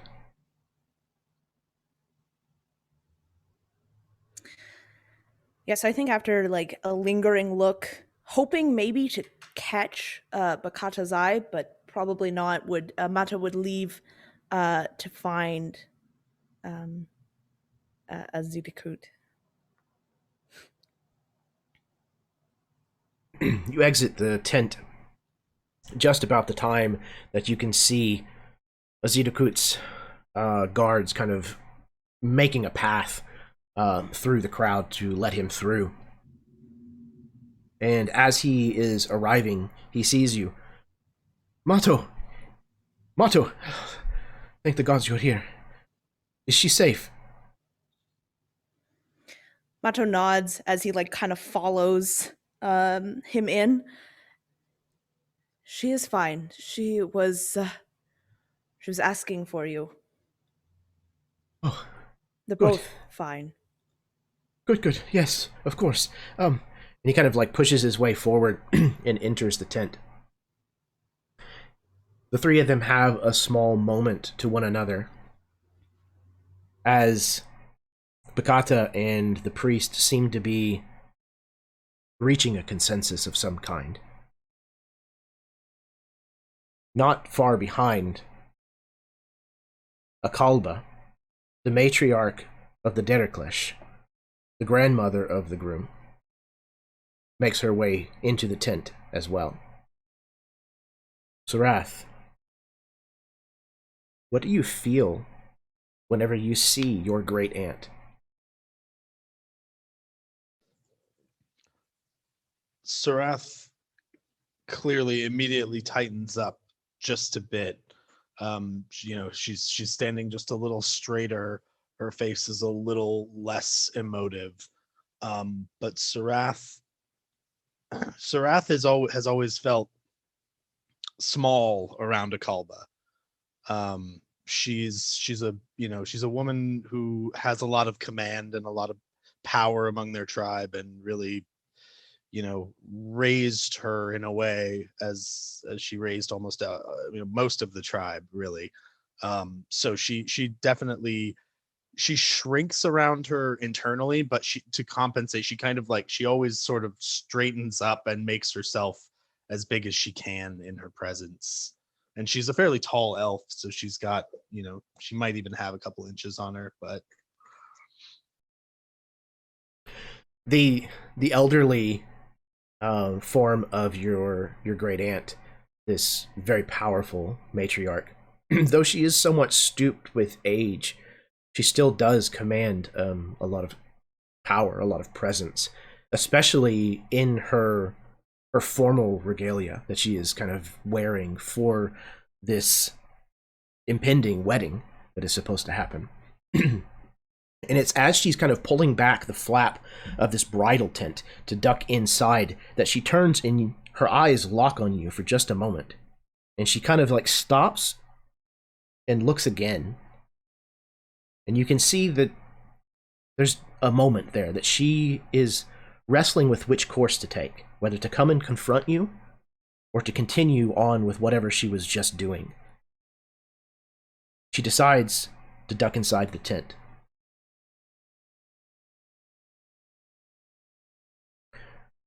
Babinon, you've managed to creep close. You and Okex. There's a large crowd that is gathered outside. You hear these rumors that are being whispered about this child that has been born.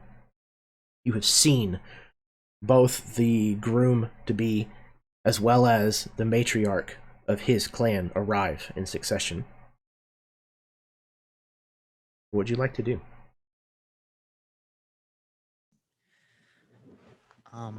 I imagine they're at the edge of this crowd. Thabanon Okex would probably see that Thabanon is just more agitated than usual. He has like his whip over his neck and he's like stretching and tugging on it. And then he says, "We need to break through there."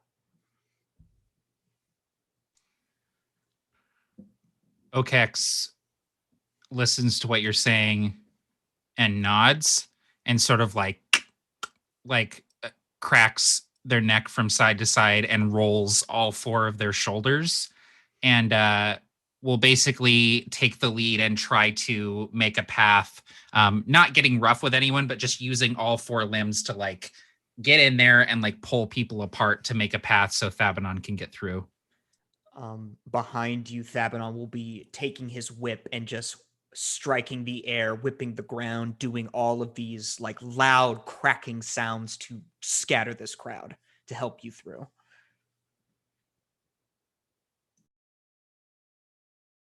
Crowd begins to thin and make room for this rather audacious pair that push their way forward with all authority.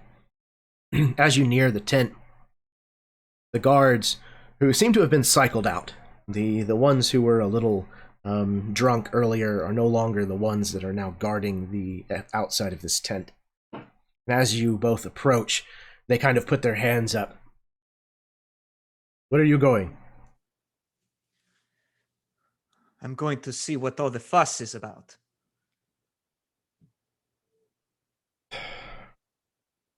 You're not allowed in here. How many guards are there? 2. Okay.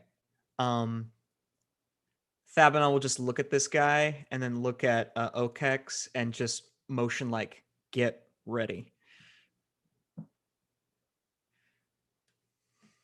And then he says, "I'm not allowed. Oh, forgive me. How could I have been so stupid? Please accept my apology." And he bends over. And what Thabanon wants to do is he wants to take his whip and wrap it around this guy's neck and pull him down towards Okex's feet.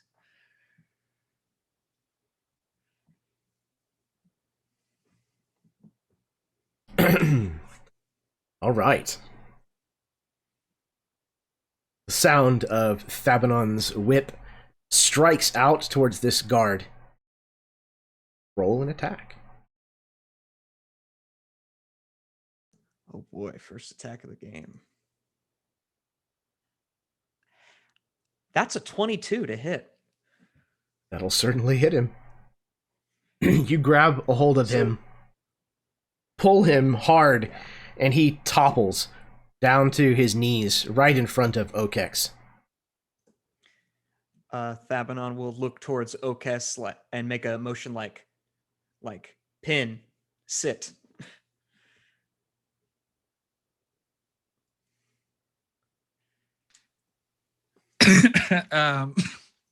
And Okex will hesitate for a second, just because this is not what they signed up for coming to this wedding. It was promised that it would just be a quick, just a couple days at most. We're going to go to this wedding from an old friend's getting married. I really want to go, and then we can be on our way.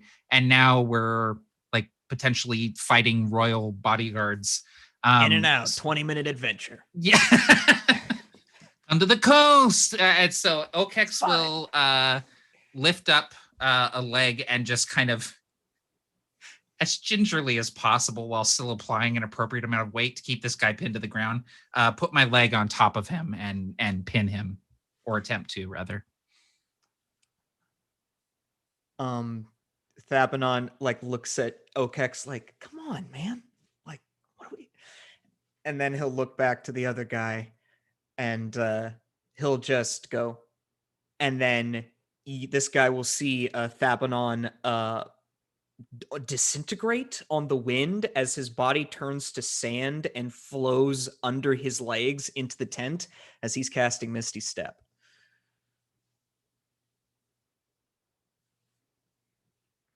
The second guard had gone for the hilt of his sword and had started to loose it from its sheath before he turns to see Okex step on top of the other guard, and he thinks twice for just a moment. And then he turns to look at you, Thabanon, as if to try to chide you with words and prevent you from entering that way, just as you dissipate and flow past him. Dorshepsa, you have arrived just on the tail end of this exchange. Seeing this individual turn to sand and flow past this guard, as the Thrycreen you spotted earlier playing music now seems to be shaking down this palace guard.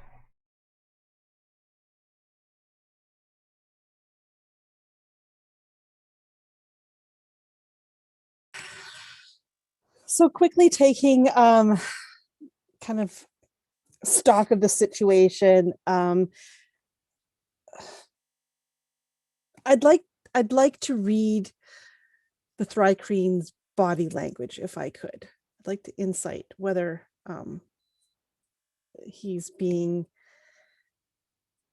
basically how he's feeling about this. Like, is he aggressive or is he, that kind of feeling? I want to figure out what this I don't want to call him bug, but the Thrycreen is doing. Okay, for sure. So go ahead and roll your insight. I guess let's do this as an opposed roll. Okay, so are you attempting to hide how you're feeling about this? Yeah. Yep. Okay. So I guess roll me a performance or Hey. Yeah, if that works. I'm actually not terrible at performance. Yeah. Great. Okay. 13 on the die for 16 all up. Yeah, that's way better than mine because I got a 3 on the die for a total of Ooh. 9 insight. You have no idea. No idea. Okay, so seeing the guard on the ground, seeing the Thoracrines sitting on him, is that are you just a sitting on leg. him or Sort of like half kneeling, but there's like a weird thing where my thorax is not segmented like a humanoid torso, and so I'm sort of like half sitting, half kneeling on his back. yeah, for good or ill, Darshepsa is going to come up and tap you on one of your shoulders with this death head mace and just indicate off. Okex does a classic, like, looks and then does a double take when they see what I imagine it would be an odd sound, this metal like tapping against like the chitinous sort of exoskeleton. Like it's probably not a sound that Okex has heard before. And so all 4 hands go up, showing that there's no weapons drawn, and Okex will kind of stand and let the guard like get up, knowing that at this point Fabinon's inside the tent anyway, so he can kind of step back. So Okex stands up, puts their hands up, and then starts admiring that mace that you're carrying. Okex. Yeah, When this mace tapped you lightly on the shoulder, it felt as if a hand had actually reached out and wrapped itself over your shoulder. A hand that was cold and carried the stench of death.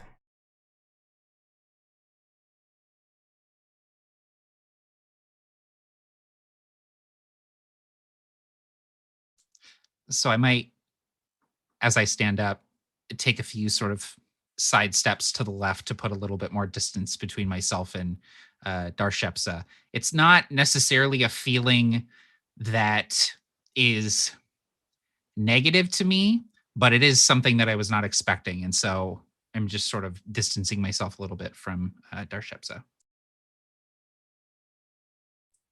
Darshepsa would take that time to reach down with his other hand to help the guard up off the ground.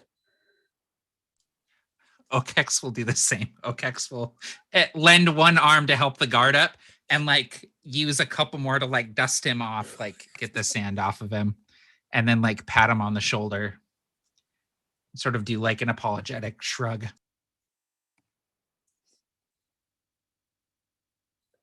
I think Darshepsa, I can stumble over my word, would see what Okex is doing and just kind of give him a look now and a slight nod with the head, like and body language is like, very good child, you've done well, like a teacher talking to a student kind of thing, just giving a nod of approval. Before Darshepsa would then try to turn and go towards the tent opening to see if he can get in.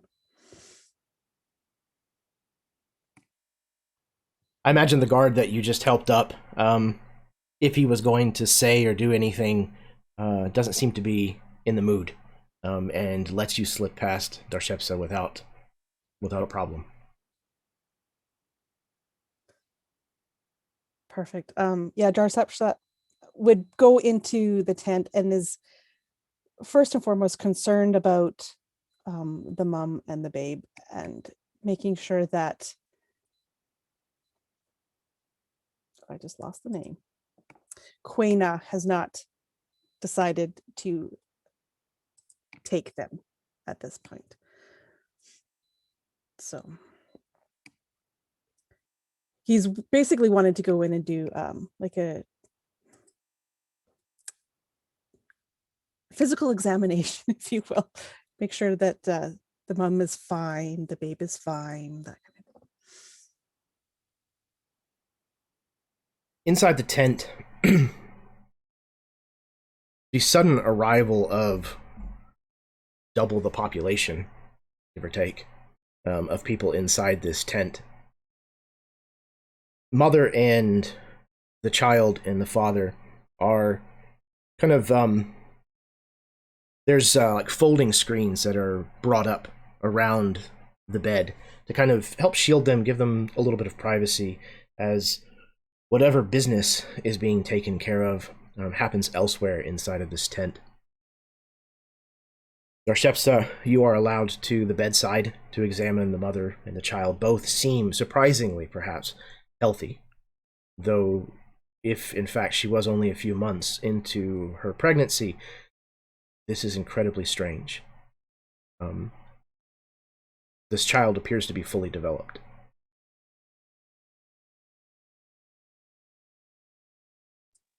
I make note of that.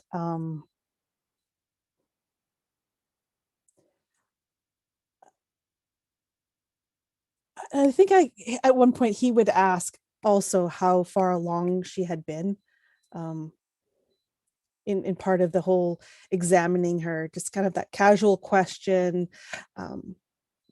Was he due? When was he due? That kind of thing, just to kind of gauge what they're saying. And you learn that she was 4 months, give or take, as far as they could tell, into her pregnancy. So not even halfway through. And I'd like to do an insight check when she says that to me, to see if she's being interesting. honest. Okay, yeah, go ahead and roll that. That'll be a 12. You do not sense any kind of misguidance in her description of events. She seems to be genuine in her recollection of the timing of everything. Perfect. Yeah. So knowing that she's being truthful, the babe's early, Darshepsa would just kind of internalize that knowledge, and maybe spend a little bit more time with the mother, making sure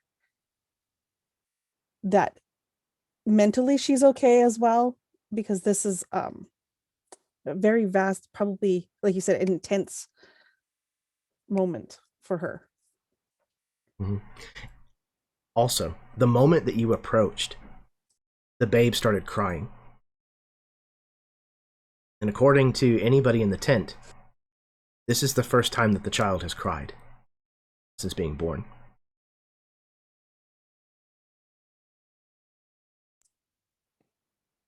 Okay. I think Darshepsa would take that as a good sign. Does he have a healthy set of lungs? Is he crying loudly? Yes, it certainly seems to. They're very loud, healthy, ear-piercing screams. And he's going to try and reach out to the mom and give her a comforting words about the fact that her baby is now like screaming and loudly. That means he's healthy, he's doing well, he's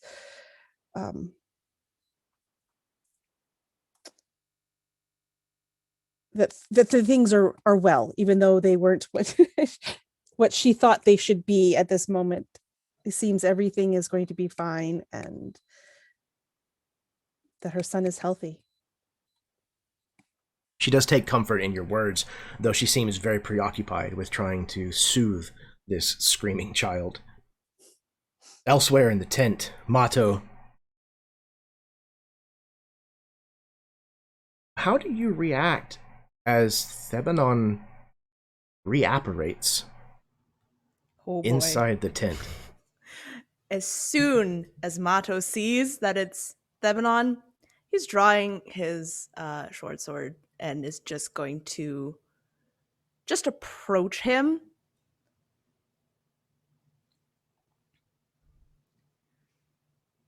This is not a good time to enact whatever kind of declaration of love you were wanting to do. You need to leave.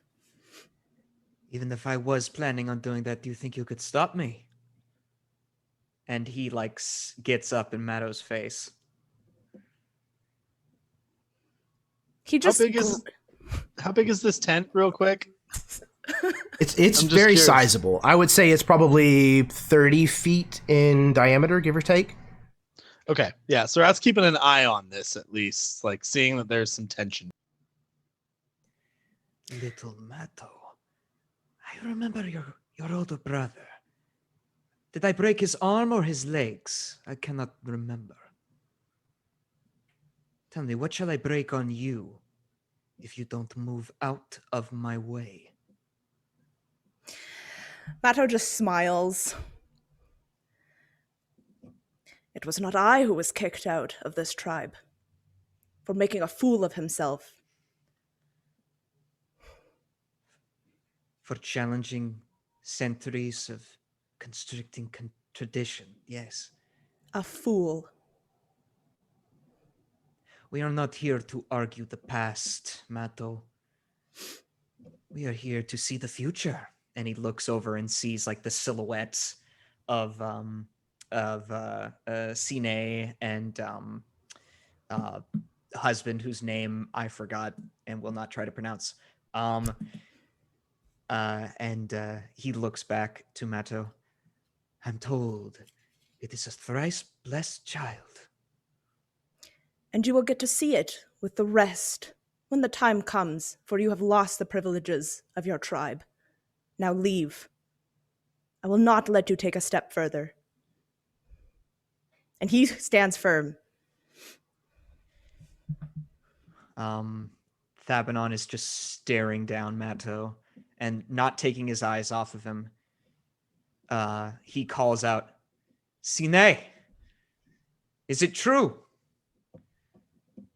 It is a blessed child, no? A quiet falls over the murmur that has been taking place within the tent. It is Akata, the chieftain, who answers. He turns from where he has been discussing with the priests in the corner, and he takes 2 steps towards you, Thebanon.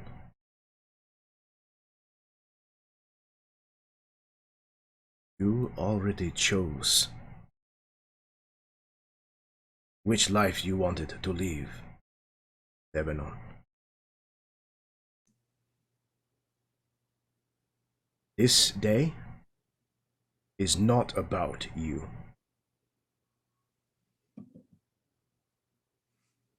Why would it ever be about me, dear Picata? Because somehow you managed to make everything about you.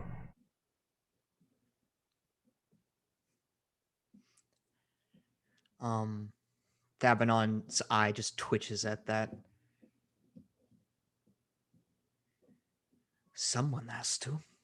And then he says, I saw Nikor's corpse outside. It seems our dear soon-to-be chiefess is in need of a bodyguard.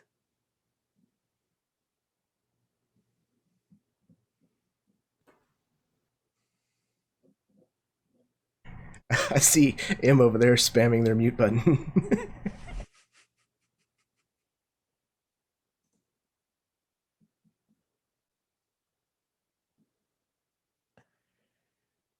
It didn't know Matt. I think Matto would actually start laughing.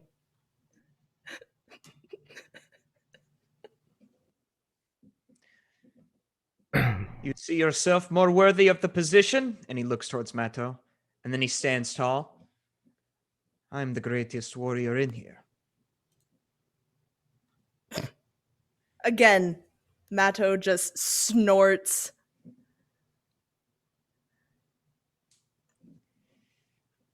He has an ego for a guard. I challenge you to find anyone who can outduel me.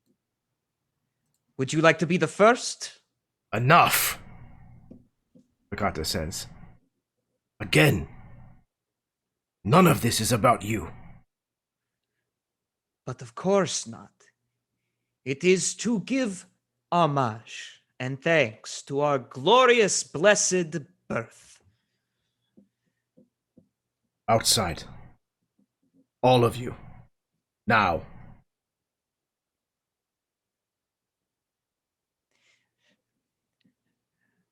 Thamenon just stares at Bakata for a long time and then makes eyes at Mato.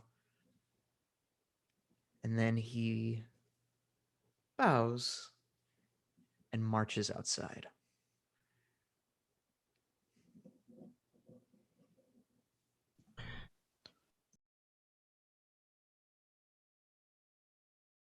The family, the three of them, are left alone in the tent for a moment as everyone else exits. Bakata remains behind with a sullen look on his face. The matriarch, standing just outside the tent. There's a moment where you know Bakata must be speaking to Sine, his daughter, and his future son-in-law. And you hear Sine cry out in woe. The matriarch then addresses the crowd that is still somewhat gathered here. It has been decided that this child is he who was foretold of in the prophecy of the one who will bring about the convergence of the three suns and will cover the world in darkness.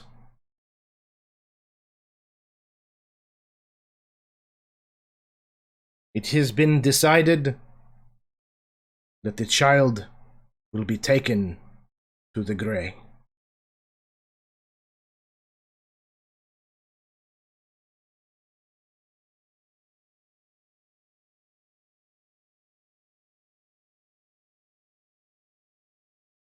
The crowd gasps in unison with one another.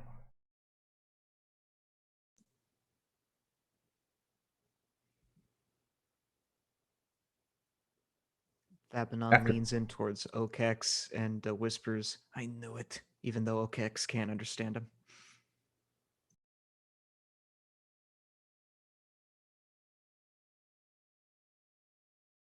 After a moment, Bakata exits the tent.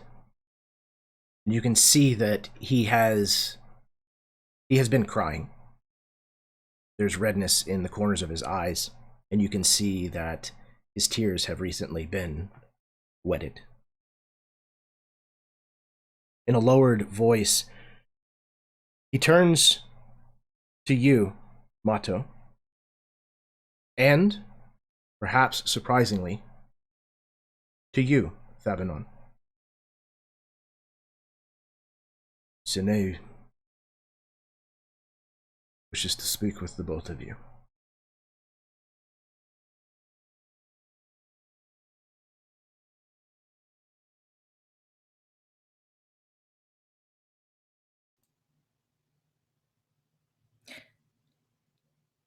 What? Is all Mato says.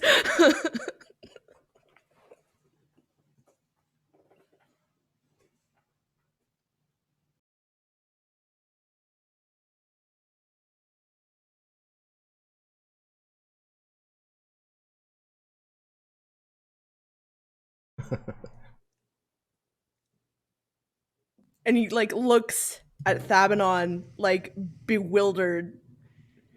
Thamenon looks back at you like, I don't know. He just shakes his head and will follow or go into the tent, making sure he's first into the tent. Thamenon looks back towards Okax and goes, "I must go. My brain is poop. Heart controls all of head.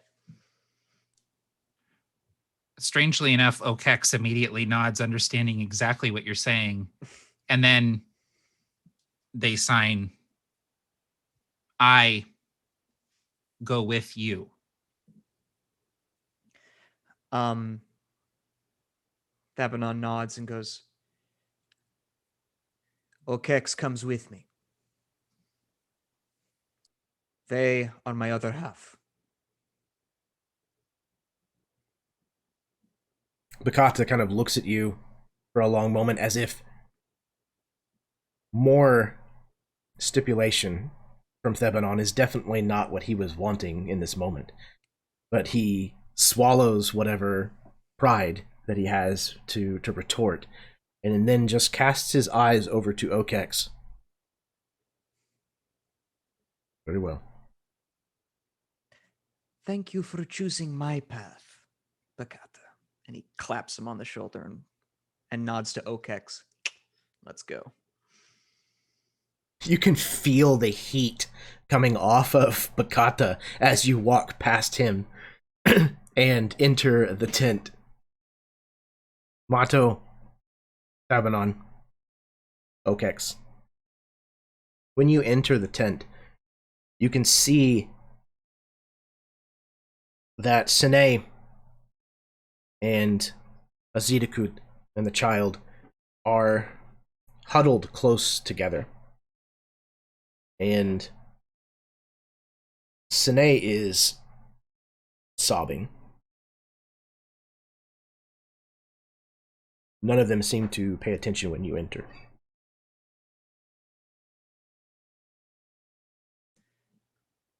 Thabanon motions to Okex, points at Sine. She holds my heart.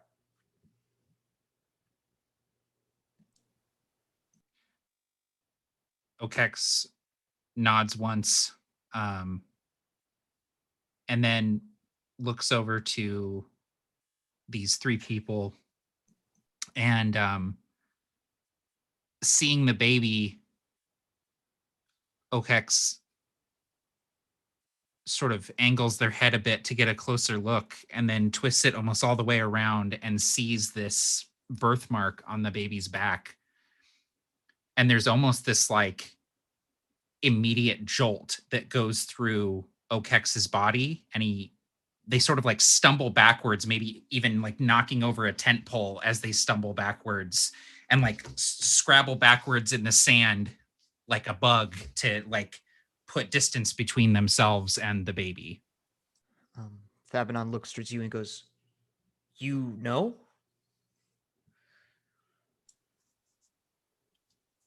Okex shakes their head. They're still trying to get that right, but they shake their head and then point at the baby and say, the mark on the baby's back, I have seen. You know, Mark? I have seen it, though I cannot say where. I need to learn your language so soon.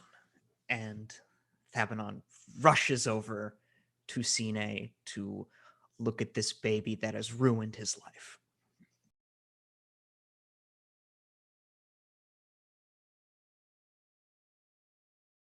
It's Mato and Thebanon.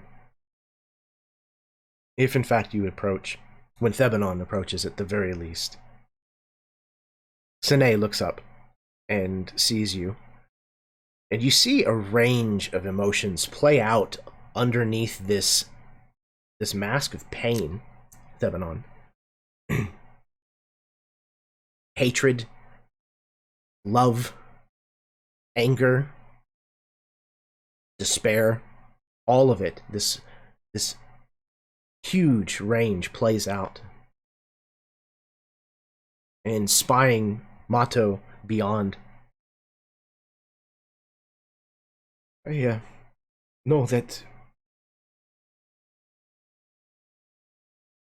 know that there's A lot that should be said. I cannot find the words right now to say them.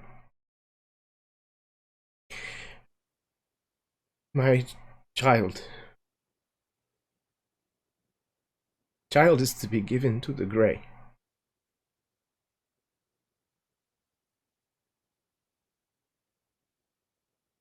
If this is to be done,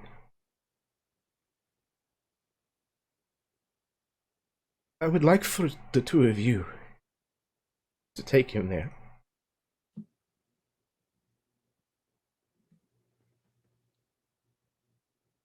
Please.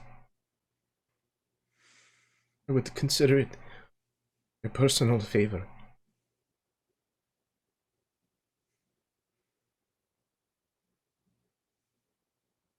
My love. And he kneels before her and takes her hand.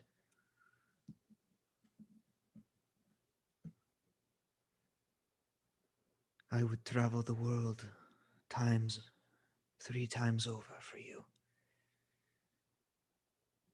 If this is what you would ask of me, I would do so. I am sorry. And he looks down at the baby and he goes, I had hoped to be with you and a child in a more positive circumstance. Then he kind of casts a sidelong glare at Mr. Homewrecker. Azidakut, who is bristling at this exchange between the two of you, but seems like he's drained to the point that he doesn't know exactly how to respond, but you can see him seething. Thamanon takes a look at Azidakut seething for a little bit longer because he likes that, and then he'll look back to Sine, and he'll take her hand and look her in the eye, and he says, "But I will only do this if you want me to. If you want this to happen.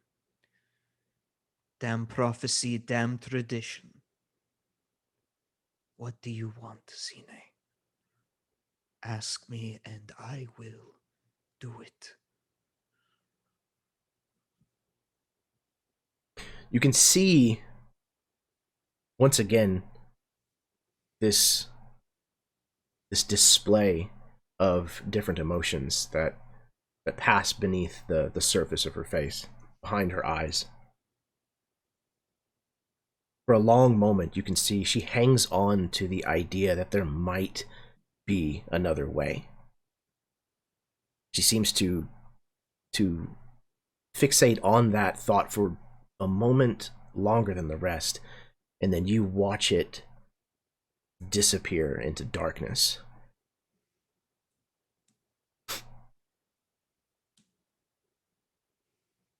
I want you to take my son to the mists.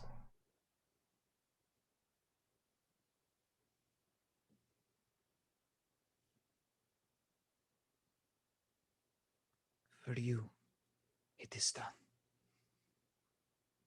And then he'll look down at this baby and try to get a glance at his back to see what the hell is on there. You see the same mark that, for some strange reason, caused Okex to panic, I guess is the best word. Mato. You see Sine, her eyes looking at Thebanon as he has made this vow, now drifting towards you. Mato. My oldest friend.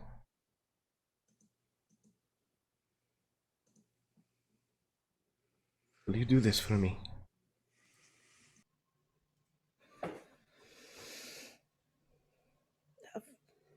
Of course I will.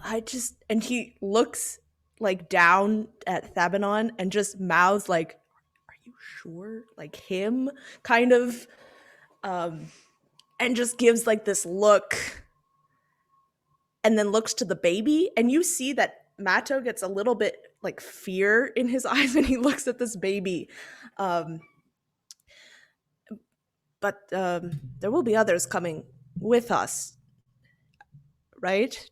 To care for this baby also, so we can protect.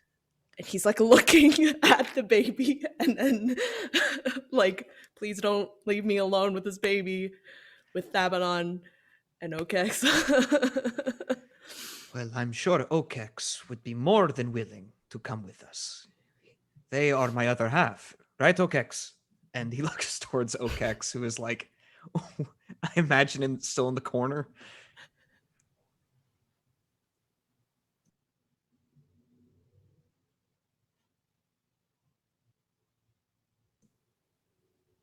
How does Okex respond? Okex is still somewhat recovering from this initial shock, and they tear their eyes away from the baby finally. These golden, multifaceted eyes. And Okex just nods.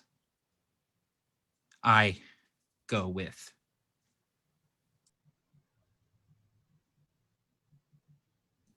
And then Thabanon will nod, and I imagine like do a sign that has no particular like meaning, but has been adopted by Thabanon and Okex as like a bond, like I'm with you.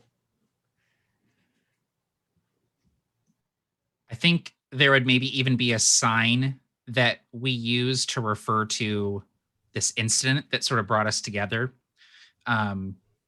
And Okex would just make that sign. Let's say it's like fist in the hand like this. Mm-hmm. Okex would kind of do that to you, and that's our way of sort of saying like, remember what we've been through. Yeah. This is fine. Mm-hmm. I love that. We just go.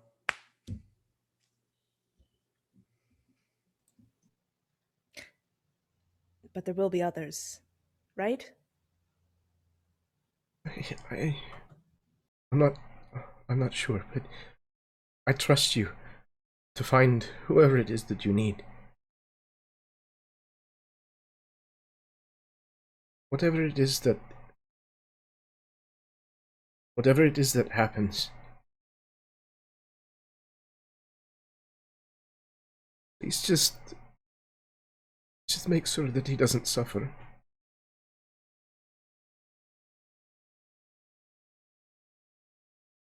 Matto nods.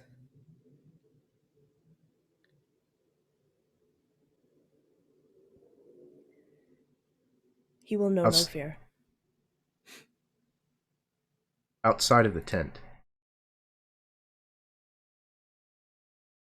Shepsa, you see the priestess from earlier approaching through the crowd. And as she nears, she sees you. There was a child born? Yes, a thrice blessed child. A thrice blessed child? Was its hair fair? Yes. Are its eyes blue?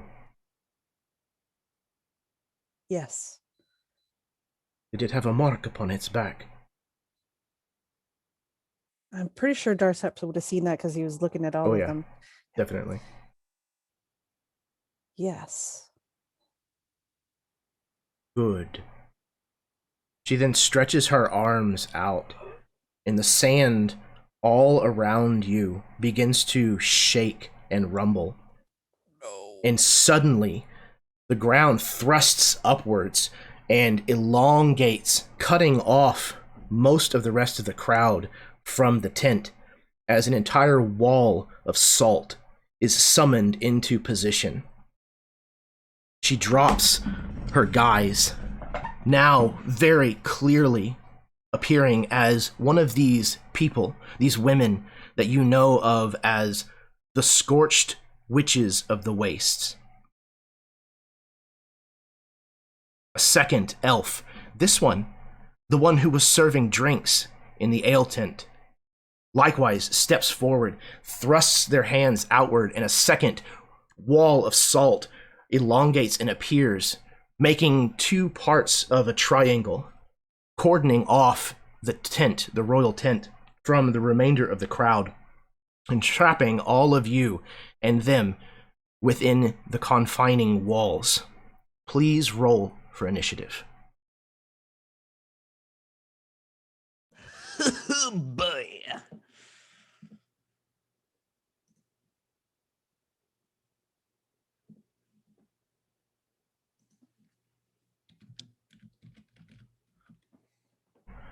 Okay, I've got an 18 for Mato.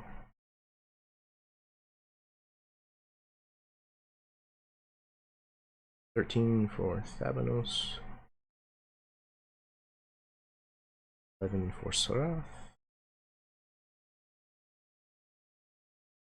Oh no. 5 for Okex and 4. Our Shepsa, who will be batting cleanup, apparently. Shepsa. I don't know if that's right or not, but it'll be right enough. Okay. So, Mato, despite being inside the tent, the rumble of the ground beneath your feet makes you quick to act. However, not before the ones who sprung this trap are able to take action first. These two witches step forward. After having summoned these walls of salt, their immediate follow-up is to thrust their hands skyward, and sand from within the wedge that has been cordoned off explodes upwards in these series of geysers, and suddenly 24 sand warriors appear. These humanoid figures made completely of sand, wielding weapons made of sand, appear.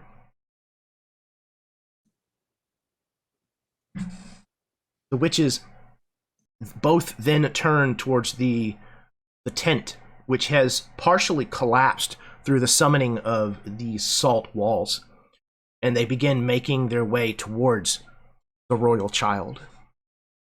Mato, maybe you can see through part of this tent being collapsed.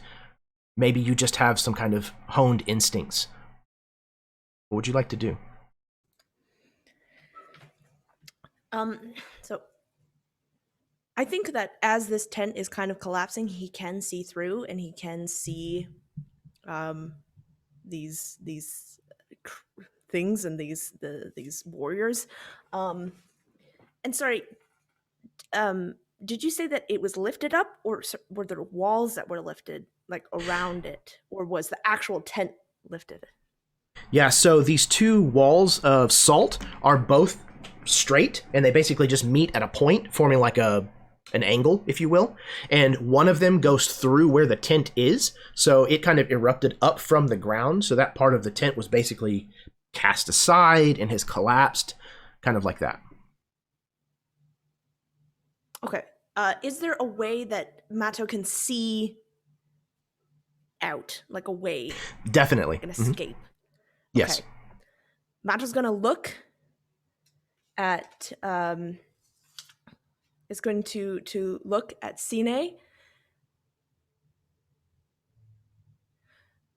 We need to go. We need to go now. I don't know if I can walk.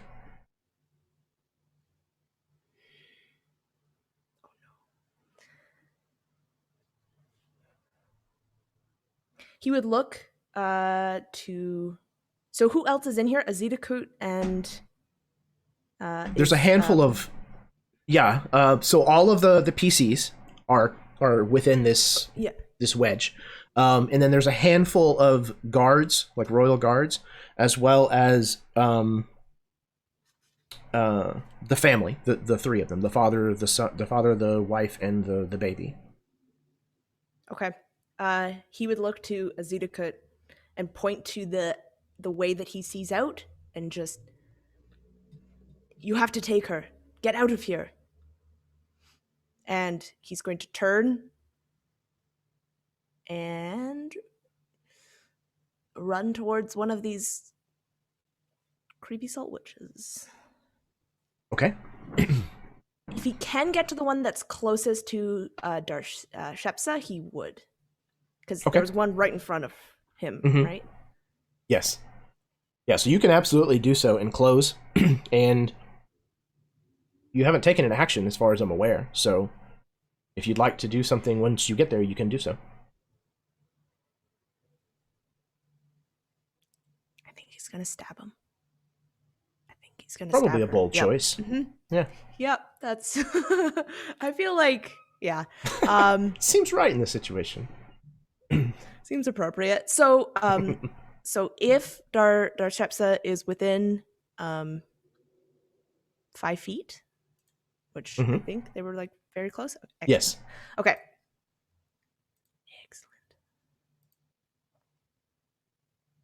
Excellent. That's a 21 to hit. That will make contact. Okay. And that is going to be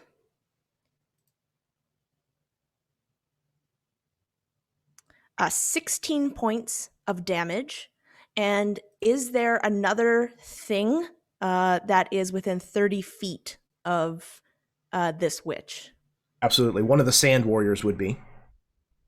Excellent. So you see as Matto, he runs. You see this Darshepsa.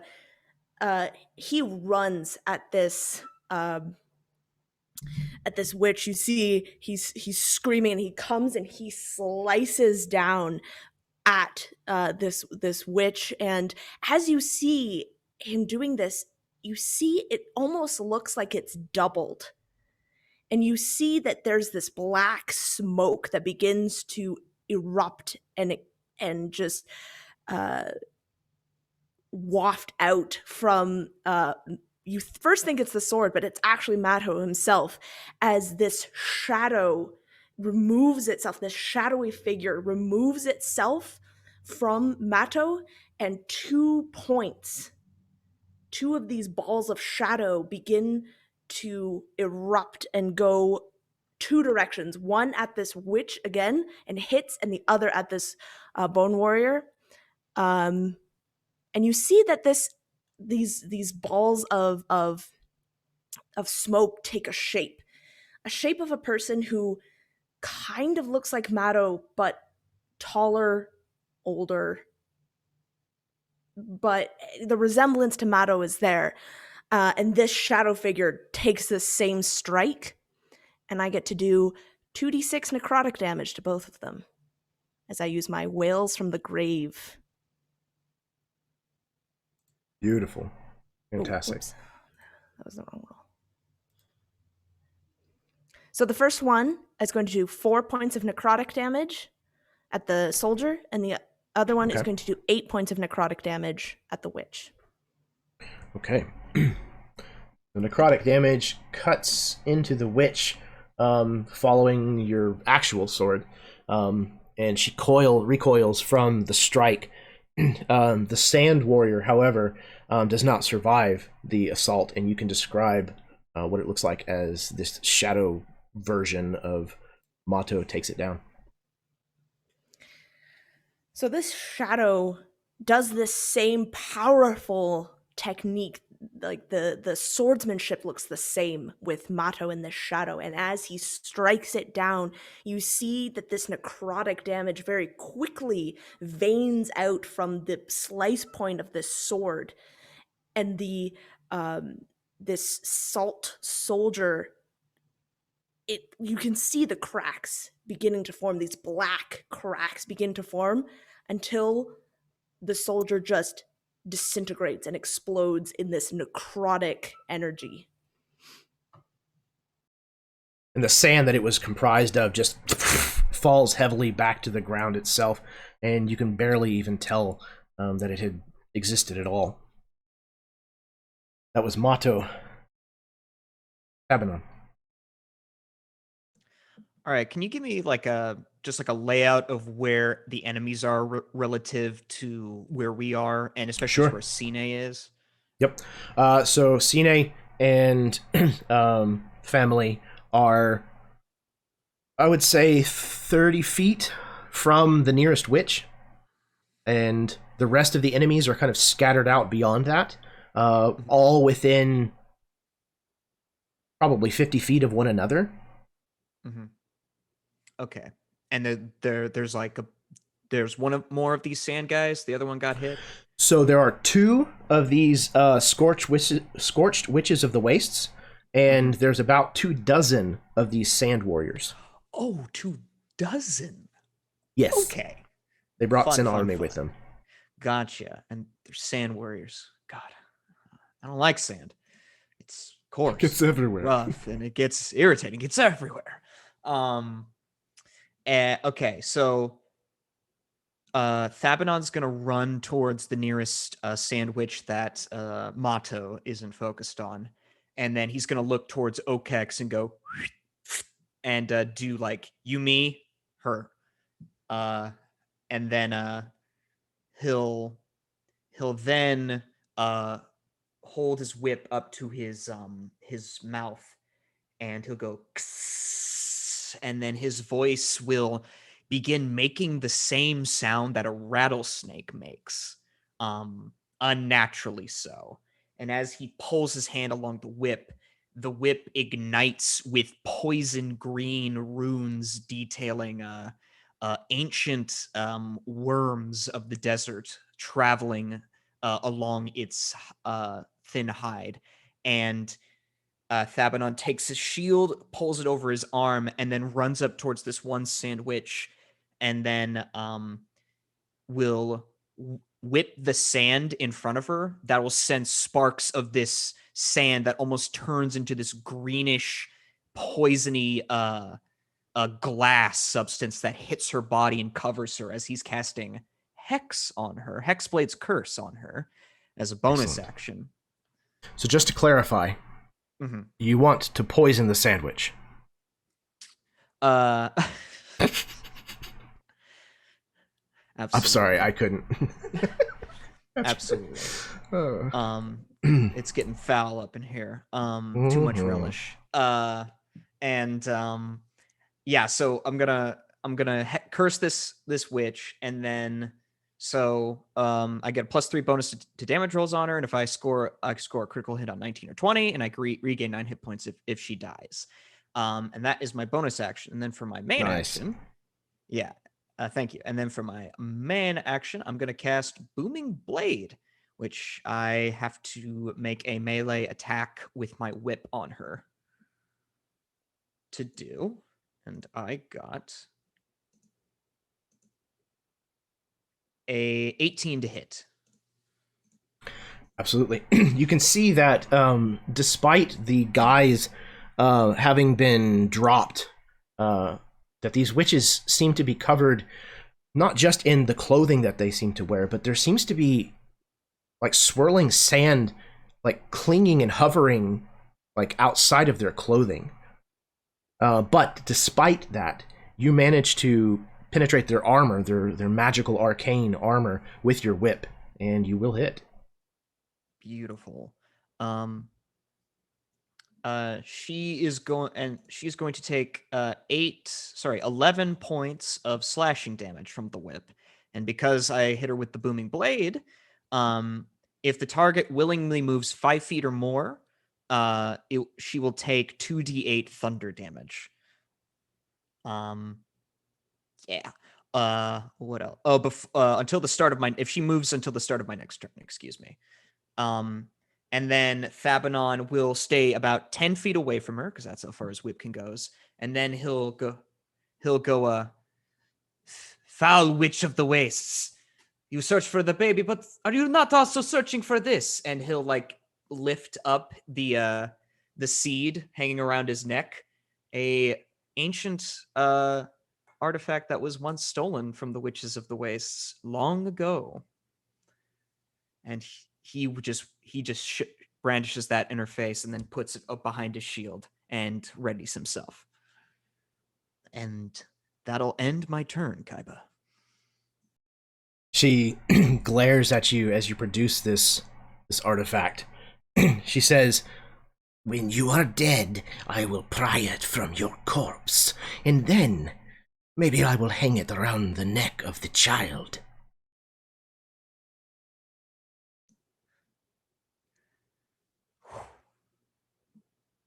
Arrath, it is your turn.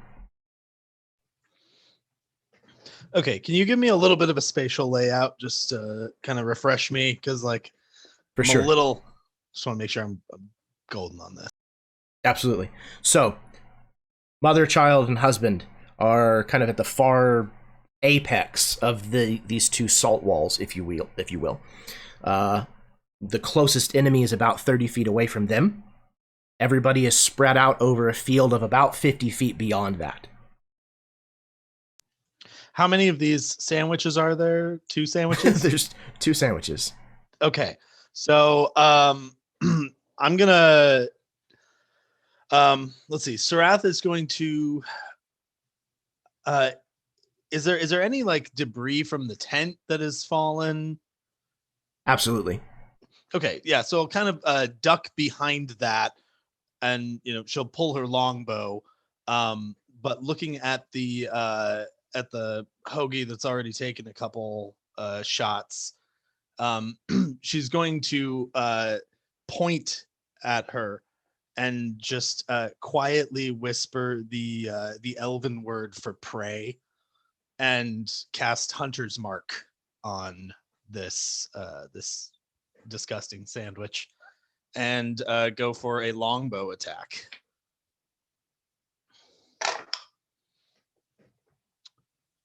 Oof. That's gonna be an 11 to hit. Yeah, that's what I thought.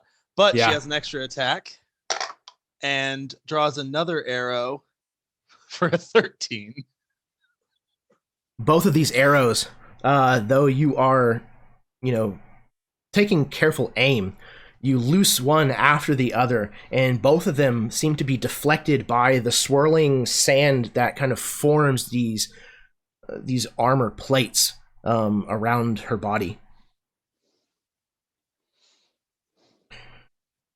Okay, Arrath, that brings us to Okex. It is your turn.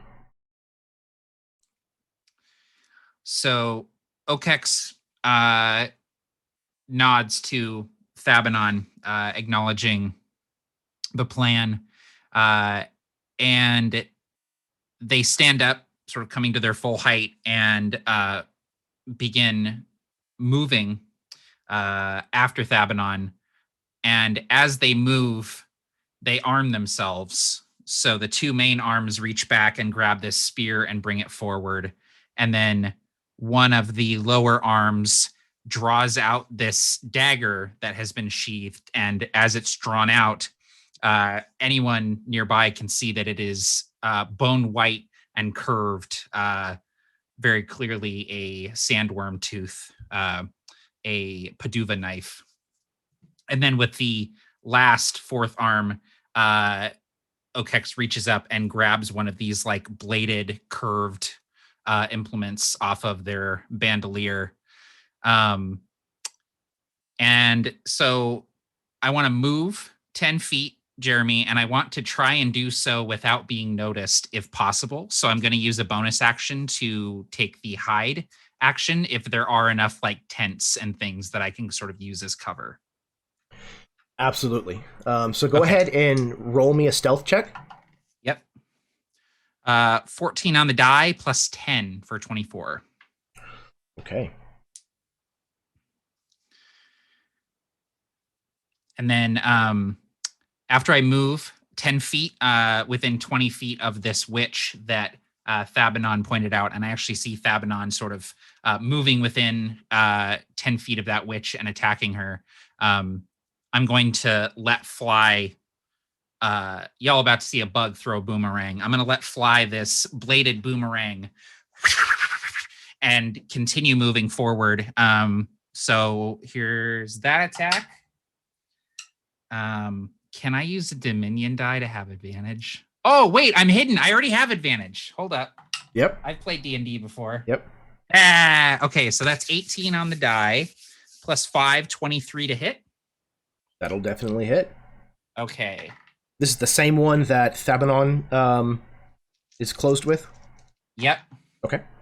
So with the sneak attack damage, that's going to be 6, 11, 15, 19 damage as I throw out this it's like a tri-bladed sort of thing that spins, hits, and then curves back around, and Okex catches it again as they continue moving.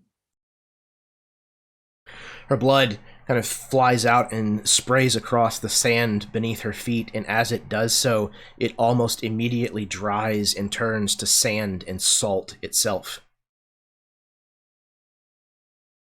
She is gravely wounded. However, she is still alive. That brings us to Darshepsa.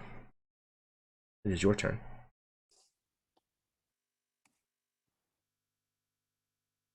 So much has happened in this short little time. Darshepsa's like, what? His first and only thought at this moment, though, is the child. So I don't know if there's a witch around me at this moment, but it doesn't even matter. He's going to where the child and his parents are. Okay, so you are engaged with one currently because Mato was able to receive the benefit of having you adjacent to him, or to her rather. So you'll take a attack if you don't disengage with them. Yeah, that's fine. Okay, what is your AC? It will be 13 at this point. I do not have my shield out. Okay. So you watch as you kind of turn. At first you look at this individual and realize she doesn't appear to be armed, even though she is casting magic. But as you take your eyes off of her to turn and leave, in that moment you see her reach her hand out beside her waist, and sand begins to like filter up to her hand, almost the way like iron filings do to a magnet. And as it does so, it coalesces into a blade of very striking looking glass. And as you turn and depart, she slashes at your back with this arcane glass and hits you. You are going to take 5 points of slashing, and I need you to remind me at the beginning of your next turn that you are bleeding. Okay. But you turn and depart company from this sandwich.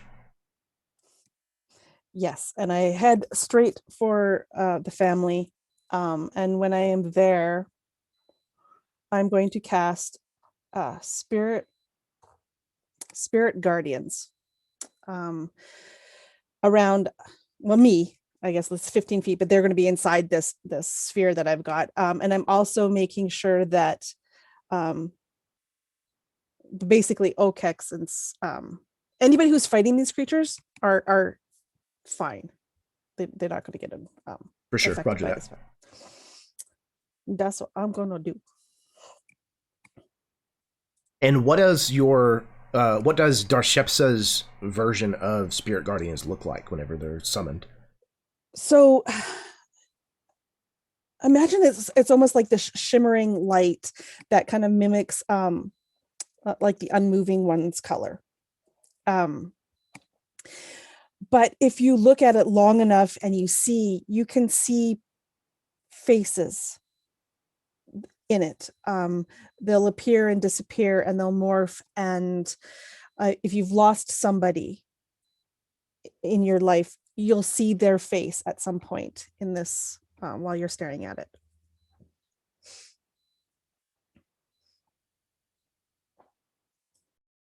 Excellent. Okay. Darshepsa, you have shielded yourself and the family from any would-be ill-doers and begin kind of trying to collect them and start to move them away from this danger. It brings us back to the top of the round with the witches.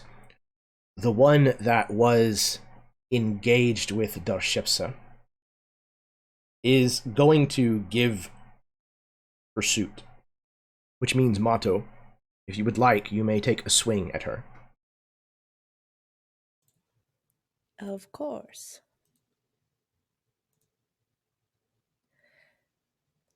That's a 16 to hit.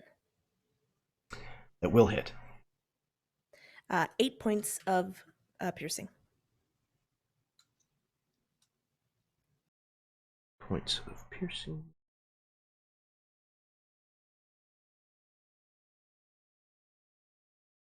Okay.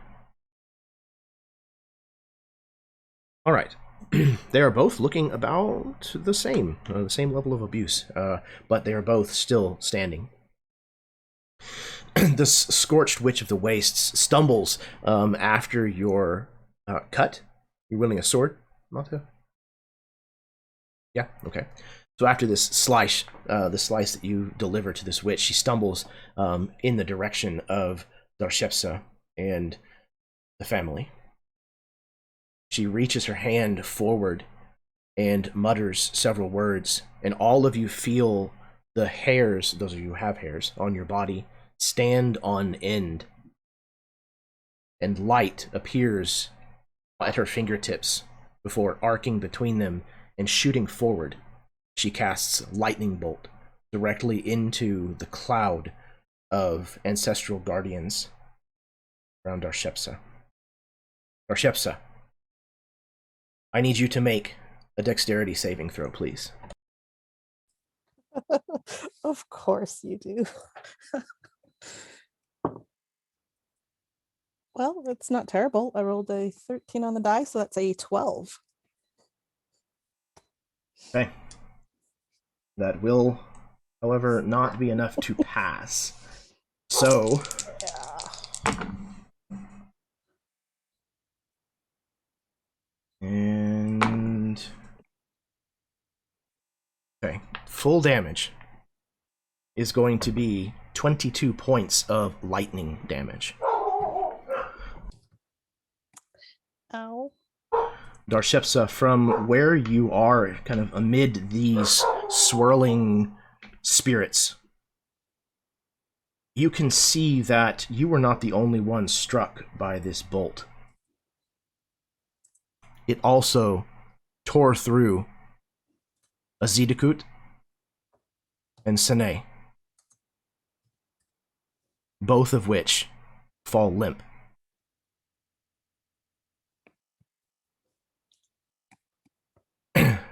This witch has an ability that when they cast a lightning spell, they're allowed to take a bonus melee attack. After having successfully targeted you with a lightning bolt, this witch then rounds on you, Mato, and takes a remaining step back in your direction, and is going to slash at you with this arcane glass weapon she wields in her hand. What is your AC? 15. Okay, and she is going to hit you, cutting you 9 points of slashing damage. And likewise, when your turn begins, please let me know that you are bleeding. I'm going to... I can have it. Okay. Because I have uncanny dodge. Excellent. So you avoid the worst of this cut, though when it cuts you, this is surprising. This is a surprising wound that it imparts on you. The skin flayed open, almost like a skinning knife. This glass is insanely sharp. The other witch, the one that is tangled with Thabanon, she likewise points her hands directly at you, Thabanon. And you can see the same similar kind of light arcing between her hands as she then lashes out with lightning of her own, though it is not quite a bolt. What is your armor class, Thabanos? Yeah, it's an 18. Okay. and you manage to duck out of the way. Your whip giving you just enough distance between the two of you that you have time to react before this witch bolt goes zipping past you and strikes a part of the leathered tent kind of somewhere back behind you and dissipates the crackling energy kind of dancing along the interior surface of this tent before dying out. However, she is granted an attack following this this casting of this magic, because it is lightning magic. So she is, however, unfortunately going to have to step forward closer to you in order to make this strike. Yes. So go ahead and roll your thunder damage. Yes. Okay. It is a D8. Let me see here. Oh, 2D8, excuse me.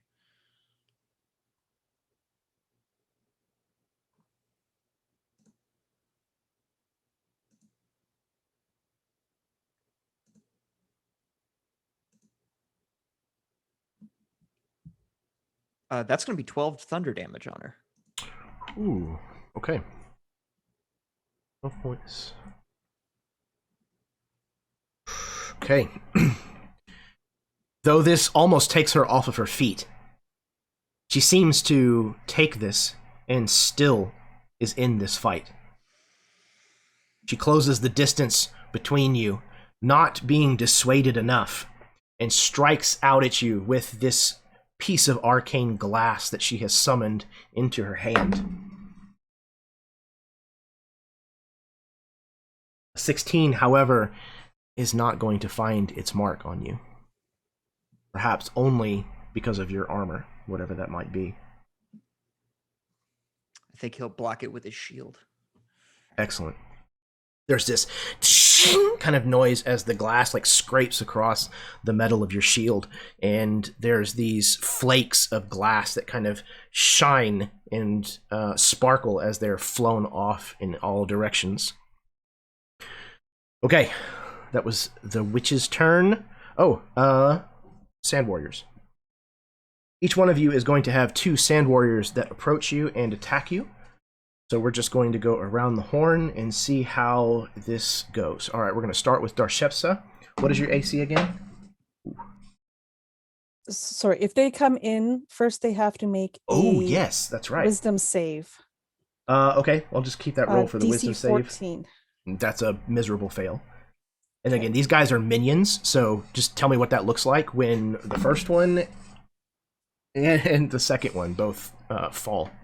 So it's as if, like, as soon as they reach about 15 feet, that's when that light swirl, the shimmer of these ancestors' faces are there.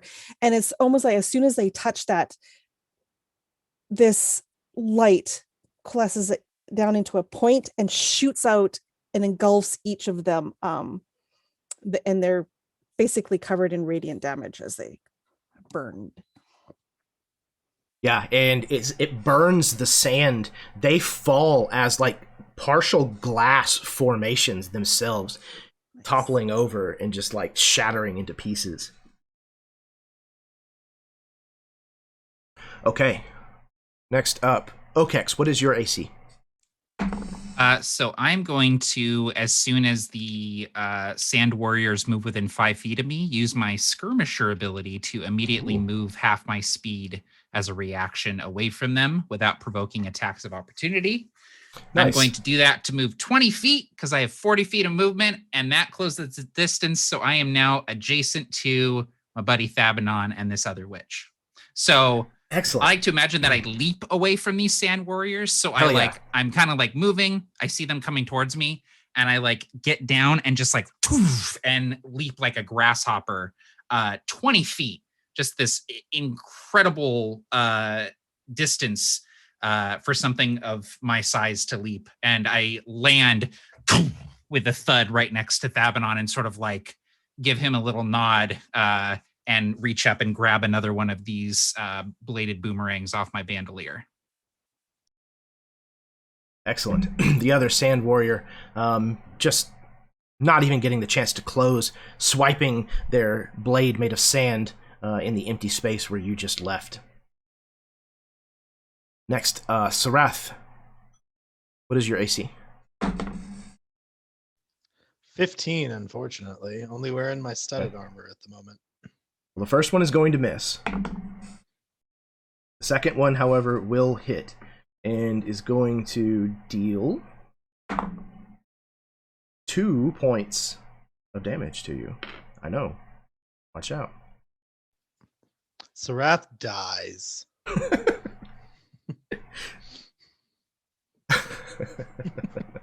Not true. Not true. What's really scary is that had to be twice his hit points. All right. Next up, let's see who is next. Mato, what is your AC again? 15. Your AC again. Okay, that's a miss. The second one, you say 16? Yep, 15. 15. Okay, then a 16 will hit you. Ooh, another 2 points of slashing damage. These guys are scary. Watch out, everybody. Real spooky. Kind of like somebody attacking you with sand for real. It's kind of like a nuisance more than anything. Okay, last, but certainly not least, Thabanon. 2 of them close with you. Your AC is an 18 again? Yes? Yes, sweet. Ugh, God. These guys sucketh.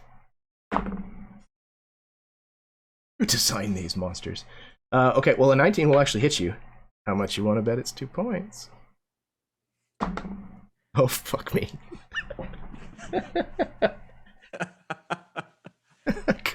You can't write this shit. Oh my god. 2 points. Beautiful. 'Tis but a scratch. Next episode on how to create ineffectual monsters. So, all right, that was the totality of the baddie's turn. Mato, it is your turn. You are bleeding? Is that right? I'm supposed to remind you that I'm bleeding. Excellent. Thank you for reminding me that you're bleeding. All right, you are going to take... You've been hit 1 time? Mm-hmm. Yeah. Okay. You are going to take 1 point of damage as you bleed. Okay. I assume that Darshevza has moved out of the 5-foot range, so he is just going to attack with his short sword. That's a 24 to hit for 10 points of piercing damage, and then swish, another short sword comes out, and he's going to use his bonus action to do an offhand attack, which is 20 to hit for 1 point of damage. Yep. Hey. I know this club. All right. So, you schnoy this witch, and she is... They're both very, very close to not being able to keep this up anymore. However, for the moment at least, they are still on their feet. Thabanos. I keep calling you Thabanos. Thabanon, it is your turn. That is a good name for a Theros character, so I'll keep that in mind. So Thabanon sees this lightning bolt just hit the love of his life and her husband, I guess, and it just screams, "No!" And then he turns back to this witch and he's just going to town. And that's a 19, so that's a crit. You can roll damage if you'd like, but there is not a reason. You can just describe how you end this witch's pathetic life. Oh, okay. How do I want? Okay, here's what I want to do. So Thabanon just looks at Okex and goes and just yells, "Go low!" And then he'll run past, he'll whip this witch around her neck again, as he often does, wrap the rest of the rip around his wrist, and then run past her and yank pulling her head back, and he'll use his right leg to kick her left leg out from under her, sending her to fall back right on Okex's spear as he goes low and comes up.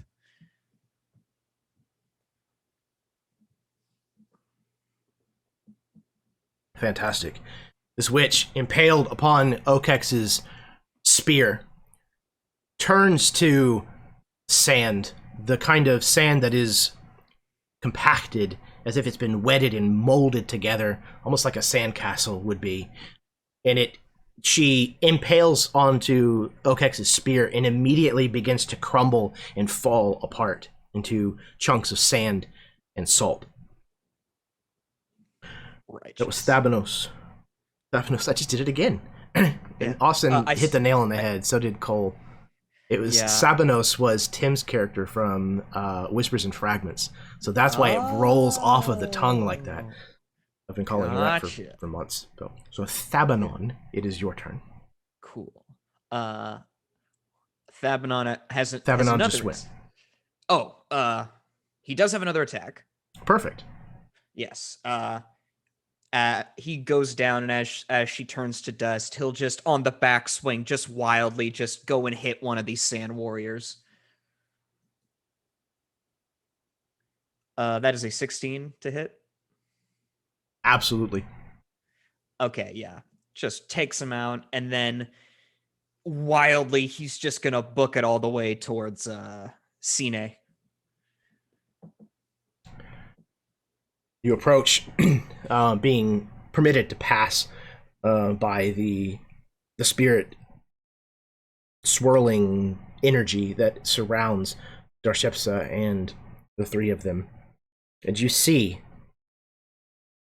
that Azidakut and Sine are both dead. Child, barely held still in its mother's arms.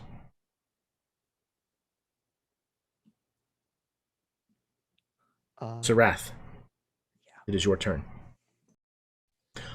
When the first witch died, about half of the sand warriors collapsed. Okay, that is something I was curious about. The one that died is that the only one that was that the same one that I marked earlier? That was the first one that got hit, right? Yes. No. They just killed the second one. They killed the second one. Okay, so my hunter's mark is still active on the one that okay. So Arrath will pop up from behind this pile of debris and knock another arrow, aiming for center mass on this sandwich. Let's see. Is that any better? You should always aim for the center mass on a sandwich. Yes, absolutely. I mean, if you don't go from the center, I don't know. That's where the best distribution of ingredients is. So that's a 23 to hit. Will absolutely hit. She's taken some damage, right? Oh yeah, absolutely. Awesome. So then I get to do my Colossus Slayer. So my normal. Oh, okay. So that becomes a 12, and then she's my prey, my quarry. So that 12 becomes a 17. It becomes a 20. What does it look like as you finish this fight? The arrow pierces flesh that immediately becomes like the arrow slows as the rest of this body from the inside out becomes sand again, and the arrow just stops midair in this clump of sand and falls inert on the ground in this pile. With both of these witches, these scorched witches of the wastes dispatched, the sand warriors that had been summoned collapse. Everything grows still and quiet for a moment. These two salt walls remain in place. It seems as though they may be permanent fixtures of this place, a reminder, perhaps, of what has happened here. That. No. Oh, fine, Karen. Take away Cliffhanger. No, I'm Yes. So Darshepsa saying that for now the chaos is calmed. He immediately turns down to the two that he knew fell. I would like to take the time to do medicine checks on first the mom. Dead. Okay. Immediately casts Revivify. Ooh, okay. Fantastic. And Revivify is just like they're good at 1 hit point, if I'm Yeah, I recalling? touch a creature that's died within the last minute. That creature returns to life with 1 hit point. Excellent. Fabinon, just as you arrive to find both of them dead, the child almost beginning to fall out of Sine's grip.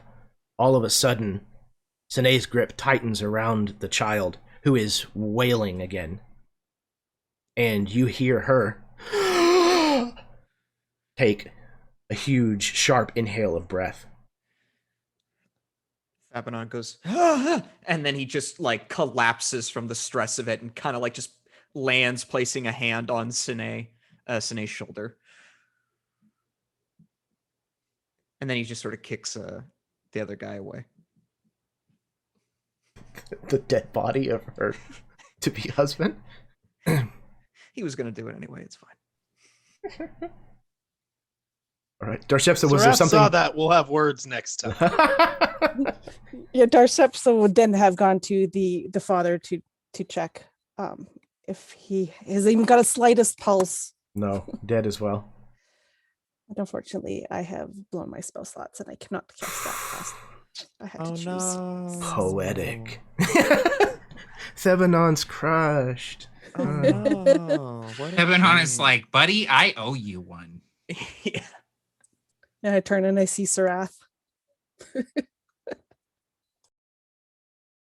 Fantastic.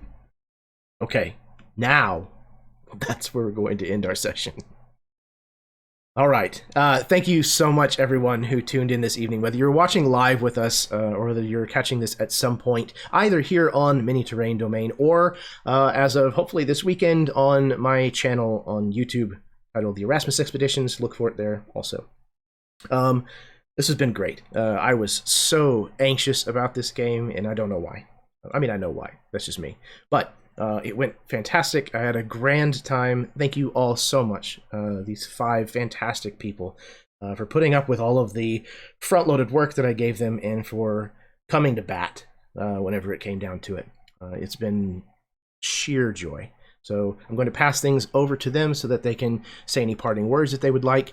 Once again, plug anything that they might want to, and then we are going to call it an evening. So we're going to start in reverse order with Karen. Thunderstealer. So sorry. But I was just like, oh, it's got to come back to my turn. It's got to come back to my turn. This was so much fun. I wish we could play this like next week too, because it was awesome. And we still have the other half. I'm so excited. This is going to be so great. I just want to thank everyone for watching. I'm at a loss for words. All you players, you're amazing. I am so glad this group is together, and I cannot wait to see what we're going to do in the future. I agree. This is a fantastic group of players, and an even better group of characters. So much drama. Glorious. I love it. All right. So yeah, as a reminder, that since Karen went ahead and mentioned it, we won't be playing next week, but the following week, 2 weeks from tonight, we will be playing the first session to take place on the other side of the world in Hettust. And then 2 weeks from that, we will be returning to these characters and their story. Hopefully, that works. Kind of an experiment. We'll see. All right. Next, we have Matt. Yeah, I'm Matt. I have been wanting to play in a Jeremy Lilly campaign forever, and it finally worked out that I was able to join Jeremy for this campaign, and I'm so excited to be here and to be playing with all of these awesome people. So thank you, Jeremy, for running it. Thank you, players, for being awesome. And thank you, Connor Davies, for giving Thrykeen a 30-foot standing long jump distance. I cannot wait to use that. That'll be incredible. So, yeah, thanks, everyone, for watching. Absolutely. And I'm really, really happy that someone played a Thrykeen. Specifically, just someone that isn't one of the, human elf dwarf, which all have their own distinct flavor for the setting, but it's nice whenever there's an off race in a setting for somebody to play it in the group, so yeah. I'm very, very thankful. You need a Chewbacca. It's so perfect. It works so well. Excellent. Speaking of working so well, Austin. So I'm thank you so much. I had a blast. I was like, going into this, I'll admit, like, I've been like 60% excited for the character on Hettust and 40% excited for this character. And like, now I'm like, oh no, 50-50. Like, I can't wait to see what, like, I love that. Like, I already felt like I had this character somewhat dialed in. And then you immediately gave us a moral quandary that I'm like, I don't know how my character is going to react to this. So I cannot wait to see where this goes. Let's go kill us a baby, I guess. This seems like it's going to be a great time. Yeah. No, fantastic to have you here, Austin. Killing babies or whatever. Or saving them. Or saving them. We'll see. There's options. We'll see. D&D's about options. MiniTerrainDomain. I don't know. This is our Children of Men or our shoot 'em up. And basically what I'm trying to say is Clive Owen is one of us. Somewhere. He was one of the sandwiches. He could have saved you all, but well, not anymore. Next up, we have M. Hi, everyone. That was so great. I will echo what everyone else said, and this is so much fun. I just love fighting with people. It's so great. It adds so much drama. It's so awesome. Love it. So thank you, Jackson, for fighting with my character. So can't wait for next session. Yeah, I think that whole situation is going to be a lot of fun to see how that develops through the course of the game. I'm excited for that. All right, last but most certainly not least, Jackson. All right. Holy cow, this was one hell of a session. I had no idea what was going to happen, and my expectations were just blown out of the water. This was so much fun. Em, thank you for being combative with me. I love some PvP combat, roleplay wise in a campaign. Getting that on the first game, that's a treat. That's some spice that we love. And also, Matt, shout out to you. Thank you for being the aforementioned Chewie to my Han. This is gonna be a wild ride. I am so excited. I was not expecting Thabanon to be as spicy as he was, but you know what? That's just the fun. That's just the way of the dice. And I can't wait to see where this angsty journey takes us. Again, from the bottom of my heart, thank everyone so very, very much for being a part of this game, whether you are playing in it or you are watching. It is sincerely appreciated, and I cannot wait to see where things go. So until next time, your dice roll high, and your snacks always be within reach.